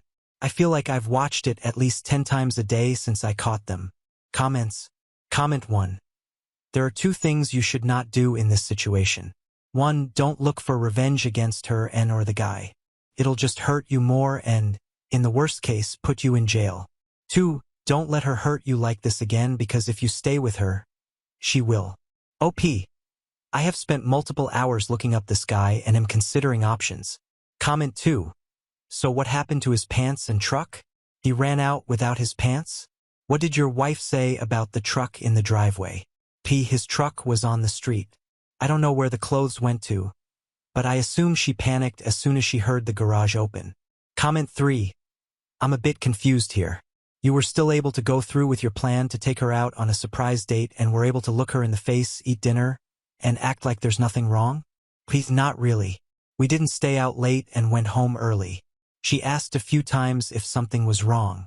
I tried getting drunk to get through it, but it was just too hard. Update 1. July 13th, 2024. I stopped watching the video after reading all the comments on my first post. It has helped clear my mind and allowed me to focus on next steps. This has allowed me to be mostly back to my normal self for both my kids and my job. I have gone through my wife's phone and found nothing. I searched the guy's name from the driver's license. I figured out how they met. He's a landscaper. She was calling some a few months ago to clean up our yard and ended up getting some mulching and cleanup done. I've driven past his house many times. I think he is single, as I couldn't find any records of other people living at that address. I've only seen a truck parked in the driveway when I have driven by. I have been avoiding my wife after the kids are in bed to try to limit one-on-one time. I don't want any awkward conversations, and I also don't want to have sex. I have mostly been successful with this, but did slip up one night when I had a little too much to drink. I hated myself for it the next day. I don't believe she has seen him since the day I caught them. I've been paying attention anytime she's gone. I obviously can't track her 100%. I've read about Apple AirTags, but I use Android. I'm guessing any app one would put on her phone may be discovered. I have installed a doorbell camera on our house, though, so I can always see the street. When I did this, my wife didn't say anything. We continue to do things as a family as we normally would. I have done my best to not let her know what I know and to continue to be a good dad to my kids. The weird thing I'm dealing with now is that she's planned a night out with a friend for drinks. It's a friend from work, so I don't know her at all, and I'm not connected with this person on social media. When she told me, I made up some excuse about work and said I couldn't watch the kids. She ended up getting our neighbor to agree to babysit. Now I'm debating if I should follow her to really see if she's meeting her friend or the guy. It seems like I'm heading towards a confrontation either way when I just want everything to go back to normal. I'm gonna leave my house soon and pretend to be going to work. I'll probably just go to a bar to kill time until I can drive by the place she's supposed to be going to. I'm filled with dread about all of this. Update 2. July 20th, 2024. I've had so many messages asking how I'm doing that I felt I should probably post an update. On the night when she was going out with her friend, I still pretended I had work and left the house after the babysitter arrived. I went to a bar and had a few drinks. Then I drove over to the restaurant she said she was going to. I saw her car in the parking lot. I'm not going to lie, I was on edge and incredibly nervous despite the drinks earlier. I was so worried I would walk in and see her with that guy. I was hoping to sneak in and get a look without being seen, but that failed miserably. She saw me as soon as I walked in the door. She was with her friend and not the guy. We had the "what are you doing here? Thought you were working" expected conversation. I told her work ended early, so I wanted to stop by to say hi since we had a babysitter. I left after a couple drinks and went home to relieve the sitter. So many of you have commented on my last post that I need to confront her, and I decided in that moment that I would. I couldn't hold it in any longer. I got the kids to bed and waited for her to come home. I watched the video again to remind myself of what happened. When she got home, she was surprised I was still up and apparently could tell from the way I looked that something was wrong. I poured it all out on her. It probably wasn't fair of me. I didn't even let her sit down. I told her everything. I played part of the video to show her what I saw. I called her some harsh names, said she ruined our lives. In that moment, I was incredibly angry. She was very upset, heavily crying and shaking. She told me how terrible she felt about everything that happened. I told her she had to tell me everything that happened with that guy, and she laid it all out. She cheated on me twice with him. After the time I saw them, she cut things off because she knew it was wrong and she loves me. I asked her for proof, but she said she had already deleted and blocked him on her phone, Facebook, and Instagram. She did tell me that he is single and knew she was married. She asked me to delete the video, but I refused. She asked me why, and I really didn't have a reason other than I feel I need to hold on to it for now. She got a little angry at that and asked if I was keeping it to watch again. It was very late at this point, so we decided to go to bed and talk more the next day when we had more time to think. She continued to apologize repeatedly for what she did. We slept separately that night. Over the next few days, things between us seemed better. I felt some relief that it was all out in the open now. We have continued to talk, and it feels like we are on a path of staying together and moving past this. I have made it clear that she is never to see or talk to that guy again. While things feel like they are improving, I am still struggling to trust her. Worse yet is that I have a trip coming up for work, and I'll be gone for a few days. I've told her that I am not comfortable with leaving right now, but I can't skip this trip. My boss made it clear that I'm needed. She said I could put cameras up in the house to keep an eye on her if it would make me feel better. Sadly, I may do that. I'll be gone for at least 3 days.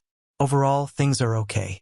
Kids are oblivious that anything is going on, and it seems that slowly my wife and I will eventually get back to normal.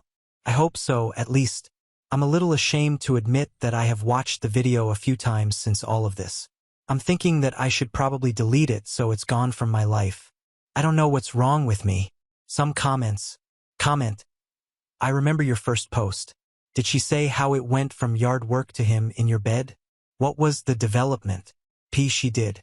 He came to the door to ask to wash his hands in the laundry sink. They struck up a conversation. He came out again to finish up the work, and they got to talking again. They already had each other's phone numbers, and she said some texts were exchanged, and she basically made up work for him to come out a third time. That third time led to her cheating. Now on to the next story. Story 10. Discovered my wife's affair through our kids when they innocently told me about her secret friend who played dad while I was away. So I had my ML help me bust them. I, 37M, and my ex-wife, 32F, were married for 7 years. We were madly in love, and I never thought a day would come when I'd share my heartbreak story on this platform. My wife and I were ex-colleagues at work before I was transferred. We both worked at the same organization and were pretty close, but our closeness intensified after I was transferred to a new branch of our company in a different state. She was one of the most intelligent workers we had, which attracted me to her. When we worked in the same office, I didn't have any feelings for her.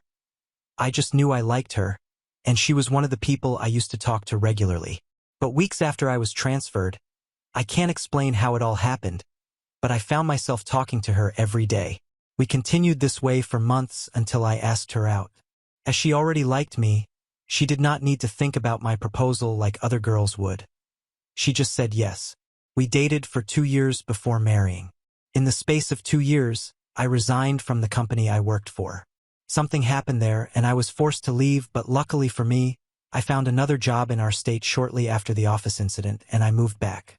This second job was way better than the first, but the only disadvantage was that it demanded I travel regularly. In the first year of our marriage, my wife and I had a daughter, and in the 4th year, she gave birth to a boy. Becoming a father was one of the best things that happened to me, and I sacrificed so much to ensure my wife and kids were comfortable. My wife was also a hard worker, so together we joined forces and raised our 2 beautiful kids. We barely had any issues, and even if we did, well, it was nothing we couldn't fix. Aside from being a good father, I tried my best to be a good husband too, and I would occasionally treat my wife to special dinners or whatever she wanted. Most of the time, we would send the kids to her mother's house and spend the whole weekend together. We occasionally did this because I did not want us to get overwhelmed with making a living and we'd forget to enjoy our marriage as we grew older. Also, we tried as much as possible to go on a vacation every year, even if it would be a 1-week vacation. I'm sharing all this to show that I played my part in being a good husband and I treated my wife as a queen. With all the things I did for her and our kids, I didn't expect her to stoop so low to do what she did. Even though I knew she was earning a decent amount, we split the bill 60/40. I took care of most of the things, and if anyone sacrificed the most in our 7 years of being married, it was me. I supported her in both good and bad times, including the time she had issues with her mother for 2 years, and for those 2 years she did not let her mother see the kids. There was absolutely nothing I didn't do to support her. If she wanted something that I wasn't comfortable with, whether it was too expensive or unnecessary, I'd do it for her to make her happy. All this while, I thought I was doing what every husband would do for his wife and family, but I didn't know I was wasting my time. I wouldn't have even known my wife was cheating on me if things did not unfold the way they did that day. I was supposed to go on a very important business trip, but somehow it got canceled by my clients the same day. Since I had been traveling around the clock, I barely had enough time to spend with my kids. Earlier that day, the agreement between my wife and I was for me to drop the kids at her mother's house because I had to pass through that road to get to the airport. But after the meeting was canceled 2 hours before my departure, I decided not to drop off the kids anymore so I could spend time with them. We played various games together and it was so much fun. Meanwhile, I made a deal with the kids that if they could catch me in our tag game, I would give them ice cream. Giving them ice cream meant I would break their mother's rules of having ice cream twice a day, but we promised one another we wouldn't tell. As the kids were eating their ice cream, I noticed they were whispering something to each other, and when I asked what it was, they made me promise I wouldn't tell my wife. Once they said that I was curious and promised not to tell so they could open up. To my greatest surprise, the kids told me my wife had a secret friend, and whenever I traveled for a business trip, she would invite her secret friend over to come and pretend to be their dad until I returned. They even went into details and told me my wife's secret friend would spend the night in our room with my wife, and if I was coming home on the evening of a particular day, my wife's secret friend would leave early that morning. When they said this, I was sure they didn't make it up because this wasn't the kind of thing children could make up on their own. They told me because my wife's secret friend always gave them ice cream in secret too, and they would all promise not to tell their mom about it. I was so livid when I heard that a stranger was coming into my house to feed my kids, and my wife let him. To avoid exposing what I found out, I asked my kids not to say anything to their mom, and they promised not to. Later that evening, when my wife came home, I smartly tried to get information from her, but it wasn't forthcoming, so I stopped. I tried to go through her phone when she was sleeping that night but couldn't find anything, so I decided to catch her in the act. 2 days after my kids opened up, I lied to my wife and told her I was going on a business trip and would be back after 4 days. She went grocery shopping that morning and took the kids with her, while leaving me at home to prepare. I told her I wasn't driving and would hire an Uber to take me to the airport, and she believed me. About an hour later, she returned from her grocery shopping, and shortly after she did, a man showed up at our house. I watched from the basement window as my wife gave him a passionate welcome kiss before inviting him inside our home. She believed I was on my way to my business trip and didn't know I was hiding in the basement. As soon as she and her app stepped inside the house, I called her mother and told her everything. I told her to come and help her daughter pack her stuff out of my house because our marriage was officially over. Then I ended the call and waited. Moments later, I heard a car screech into the driveway, and immediately it parked. Her mother jumped out and started yelling and screaming. I'm sure my wife was shocked to see her mother there, but nothing surpassed the shock she had on her face when she saw me come out of the basement. She was speechless and didn't even know what to say. I was so disappointed that I couldn't even question her or confront her app. I simply told her to leave my house before I returned, and I took my kids out so they wouldn't see how their grandmother would tear their mother apart. Later that week, I conducted a paternity test for my children, and we were a match. Then I explained the horrible things their mother did by bringing someone else to act like their father to them. I'm not sure they understood that completely, but at least they understand why I divorced their mother. I hired a good lawyer and he helped me get custody of my kids. Now my kids are all I have, and even if I marry again, it will be when they get older. She has often tried sending the kids to come and talk to me on her behalf, but I have warned them about that. Now on to the next story. Story 11. Ex-boyfriend kicked me out when I got pregnant, then showed up with baby gifts 2 months after I miscarried, and his mom called me a liar. So, my 26M ex-boyfriend and I 22F. We're dating for about 3 years until I found out I was pregnant. That's when he decided things are moving too fast. I don't want this anymore. To make a long story short, he wound up kicking me out of our apartment. I moved in with my mom and blocked him on everything, and I started contemplating abortion. I was just thinking to myself, why bring a child into a broken home? Why would I want my firstborn to have a father that never wanted them? But when it came down to going through with it, I just couldn't. I don't know why, I can't explain the feeling I had, but I decided I'd keep it. This all happened in May. However, on June 11th, I miscarried. I don't want to get into the details of the miscarriage, but I had an ectopic pregnancy. When this happened, I did consider calling my ex to let him know, but I was afraid of the response because I knew it would be along the lines of bullet well dodged. So I just didn't. My thought process was, he didn't want it anyway. Why would he care? I stayed with my goddess of a mom, and she helped me through everything because she's had miscarriages as well and knew everything I was feeling. I love her. Fast forward to 2 days ago. I got a call from an unknown number. I didn't pick it up, but it called 2 more times and then stopped. I didn't think it was him, but I never pick up unknown calls.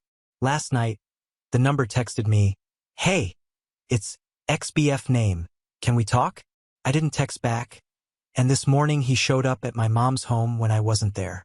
I texted him back and said, "Yeah, we can talk, but don't just show up to my mom's house. Call or text before you do." We set up a meeting, and when I came, he had a gift bag. This is the convo summed up. Him, "Why, you look great. You don't even look pregnant." Me, "I'm not anymore." Him, "TF, do you mean? Did you get an abortion without telling me?" Me, "Nope, I miscarried." Him, "And you didn't think to tell me?" Me, "No, why would you care?" Him, "Because that's my effing kid." Me, "You didn't want him." I do. That's why I came to see you. But whatever, EF you. He left me with a gift bag, and it was baby stuff. I felt really bad. I'm assuming he told his mother because she called me going off about how bad of a person I have to be for hiding this, and she also insinuated that I'm lying and aborting it to rub salt in the wound. I'm hesitant to tell my mom because, Lord knows, she'll fight that old lady for talking to me crazy, and I don't want any extra drama. But I do feel bad because having a baby is a big deal, and not everyone is ready for it at first. So my thoughts are everywhere all at once. So, does anyone here have any opinions? Am I wrong? Or was I valid in how I felt? An edit. Thank you to everyone giving me their condolences. It means a lot to know that I'm valid in how I feel. I will be telling my mom, as many of you said, and I will donate the baby items. I appreciate everyone trying to help, but please stop commenting by saying, "Be glad the baby is in heaven and you're not tied to them," or anything else. It's really insensitive, especially since my fertility as a whole is at risk with what happened. I don't know if I'll update, but I might if anything else happens. Update, July 3rd, 2024. Thank you so much to everyone who gave advice, good or bad. It helped me balance how I was feeling. It meant a lot. I also took almost all of the advice I received, starting with my mom. I told her about the phone call I received from my ex's mom, who, for the sake of confusion, I'll just call Sarah, and I showed her the post. I did ask my mom to not say anything back, but in her words, it's best to not bow down to people like Sarah. When you let them get away with talking crazy once, they're gonna do it again. I really didn't want to talk to Sarah or my ex, so I just let my mom do it. It felt childish to have my mom fight my battles, but I can't take any more stress right now. My mom understood and texted Sarah. This is the message, sorry if it's hard to read. I had to try and take out or change the names. Hi Sarah. This is my name, S-Mom. I was just made aware that you made a call to my daughter, called her a liar, and accused her of secretly getting an abortion. First, I want to say that this situation is none of your business, and as a mother, you should know better than to slander a woman who has just lost her child. You of all people should be the last person calling others evil considering the son you have raised. Were you aware that when my name found out she was pregnant, your son decided 3 years was too soon for commitment and told her to leave their apartment? Or do you just not care? We don't owe you an explanation about my name, S pregnancy, but I will give you that courtesy and send those hospital reports. But once I do, if you continue to disrespect us, my son and I will be seeing you in court. I can promise you that." I thought this message would be the end of it because hours went by without any word. They can't reach me because I blocked them, but my mom was waiting for a reply back until again. My ex showed up unannounced with his mom this time, which really pissed my mom off, rightfully so. Sarah said they just wanted to have an adult conversation, but my mom told them to leave and come later because we were busy. This was a lie.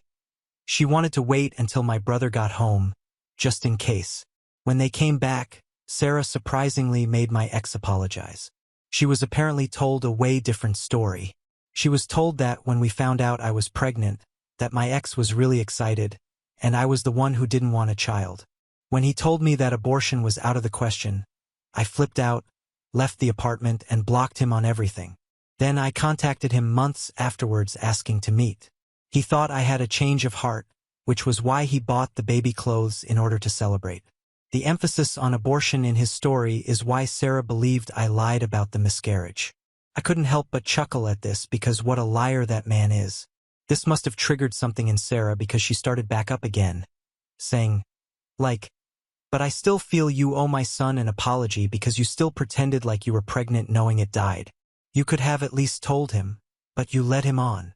I had to put the caps on "died" because she did have a condescending tone in her voice, and she put so much emphasis on that word. Pissed me off, but I didn't say anything. I just went to my room. What happened afterwards? I heard everyone yelling at each other, but I just tried to drown it out.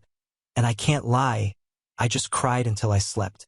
Sorry to the people who wanted to read about a big rumble, but this is where we are right now. I wish the rumble happened too. She really needs the dentures knocked out of her mouth, but I just want to move on now. There is no reasoning with those people.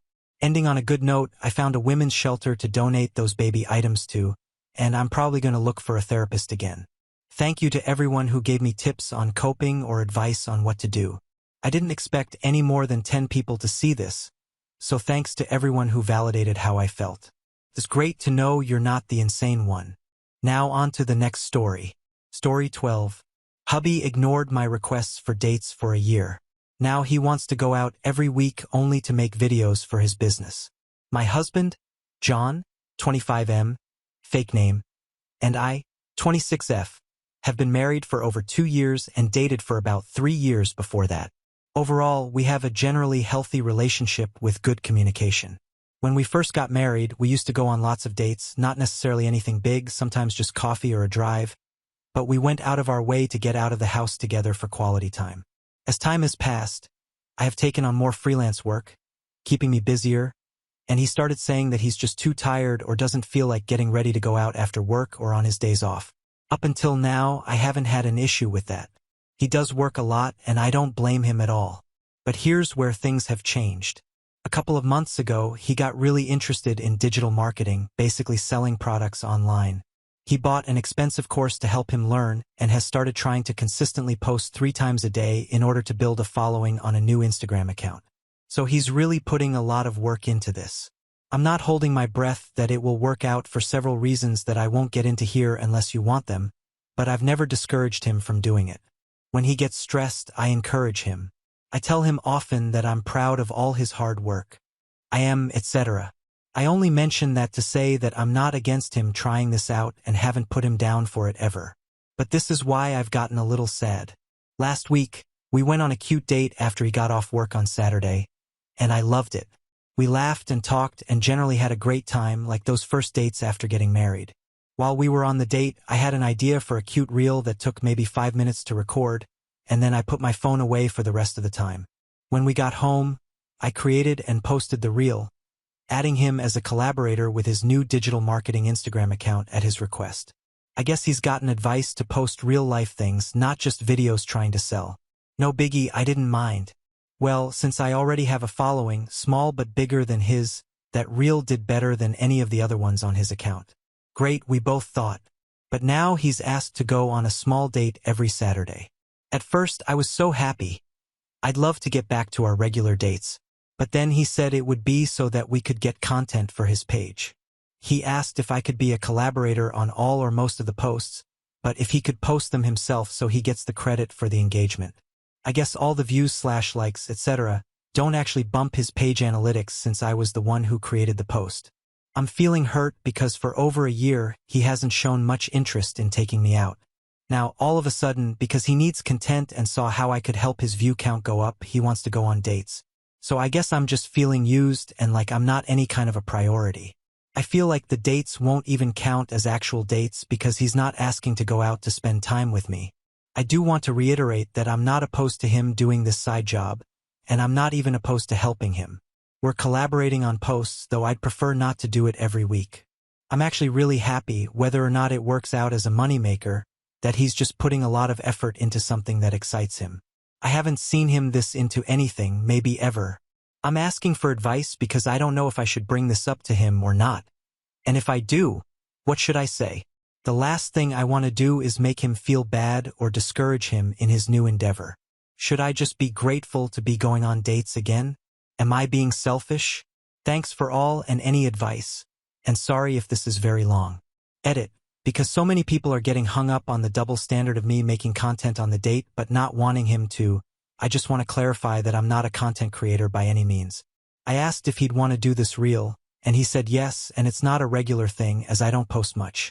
To me, the difference here is that the whole point of these dates moving forward will be to get content, and for him it will be work, where for me it was just a fun thing for us. Maybe this doesn't make a difference, but that's just how I see it in my head. Some comments. Comment 1. So he is in an MLM, and he admitted that his wanting to go out with you is to support his cultish business rather than because he values the time. That hurts, I get it. I'm sorry. I do want to say that these company/opportunities, MLMs, are very scripted, high pressure, and designed to make people think if they fail, they are at fault, despite the actual setup being a massive reason for the failure. They literally borrow cult tactics in order to prey on people. I think you should talk about your feelings, but I also think you should tread lightly because the whole system is designed for him to be defensive if you bring up reason. It's part of the gig. There are lots of hugs. I'm sorry. Comment 2. How about you tell him how you feel and that a date is a date? Reels are for work. If he wants to go on dates just to get views, those can be only 1 in 5 dates if you are comfortable with even that. Communicate. Update. August 20th, 2024. So, first of all, thank you to the vast majority of you who were logical and kind. Anyways, here's what I ended up doing. Many of the comments said that the best thing to do was probably just take the win and find the good in my situation, but if it's really bothering me, to bring it up to John. I honestly didn't want to, but I didn't want to be upset on every date either. So I decided to give it a trial run and see how I felt after. I waited 2 weeks to make a decision and chose to go ahead and mention it to him. For those of you who think I'm some dramatic witch whose husband could never do enough to make her happy, I told him I wasn't sure how I felt wasn't how he intended to come across, but then explained what I had been thinking. Sure enough, as many of you said, he was just killing 2 birds with 1 stone. I told him I was totally fine creating content on our dates, but I just didn't want to feel like that was why we were on a date. He said that he understood and would be careful about it, and that if I was bothered or wanted to have a no-content date, to just let me know. So that's the good part. The next part was a little tougher. For the advice of a couple of you with either digital marketing or MLM experience, I had the tough pyramid scheme talk. I told him before, during, and after this conversation that no matter what he chooses to do, I will support him and help him, but I also explained to him a few things. How the marketing was misleading, how most people lose money instead of making it, how they will keep trying to get him to spend more money to make it work, etc. I also suggested that he track his hours of learning, content creating, and posting so that even if he does start making sales, he can decide if the time is worth the payout. I probably mentioned other things as well, but I don't remember what. If so, I have always been very anti-MLM and like to think I know a lot about it, so I just tried to give him all the basic info in a kind way. After all that, I told him if he wanted to keep trying, I was for it as long as he doesn't invest any more money before he makes some. I also told him how I was so proud of all the work he put into his side hustle so far and how I love that he was excited about it, how he's been getting up early to work out because of it. He will record parts of his run/stretches, etc., but actually does a full workout or run, and I love how it's energized him. Understandably, he was a little sad and quiet, but he understood everything and wasn't mad at all. This was all last night, and he was totally back to normal before bed, and he's continued posting today. So I guess I didn't hurt his feelings or discourage him like I thought I might. That's the whole reason I waited so long. But I guess it would have been fine all along. I am looking forward to our weekly dates and to the fact that we will be able to look back and remember them all since we will have videos from each one. Again, grateful for all of your kind words, and I'm happy to answer comments or questions. Just be nice. For goodness sake, we have reached the end. If you enjoyed this video, please be sure to like and subscribe to the channel for more videos like this, and give us your thoughts about the stories in the comments section. Thank you and see you in the next video.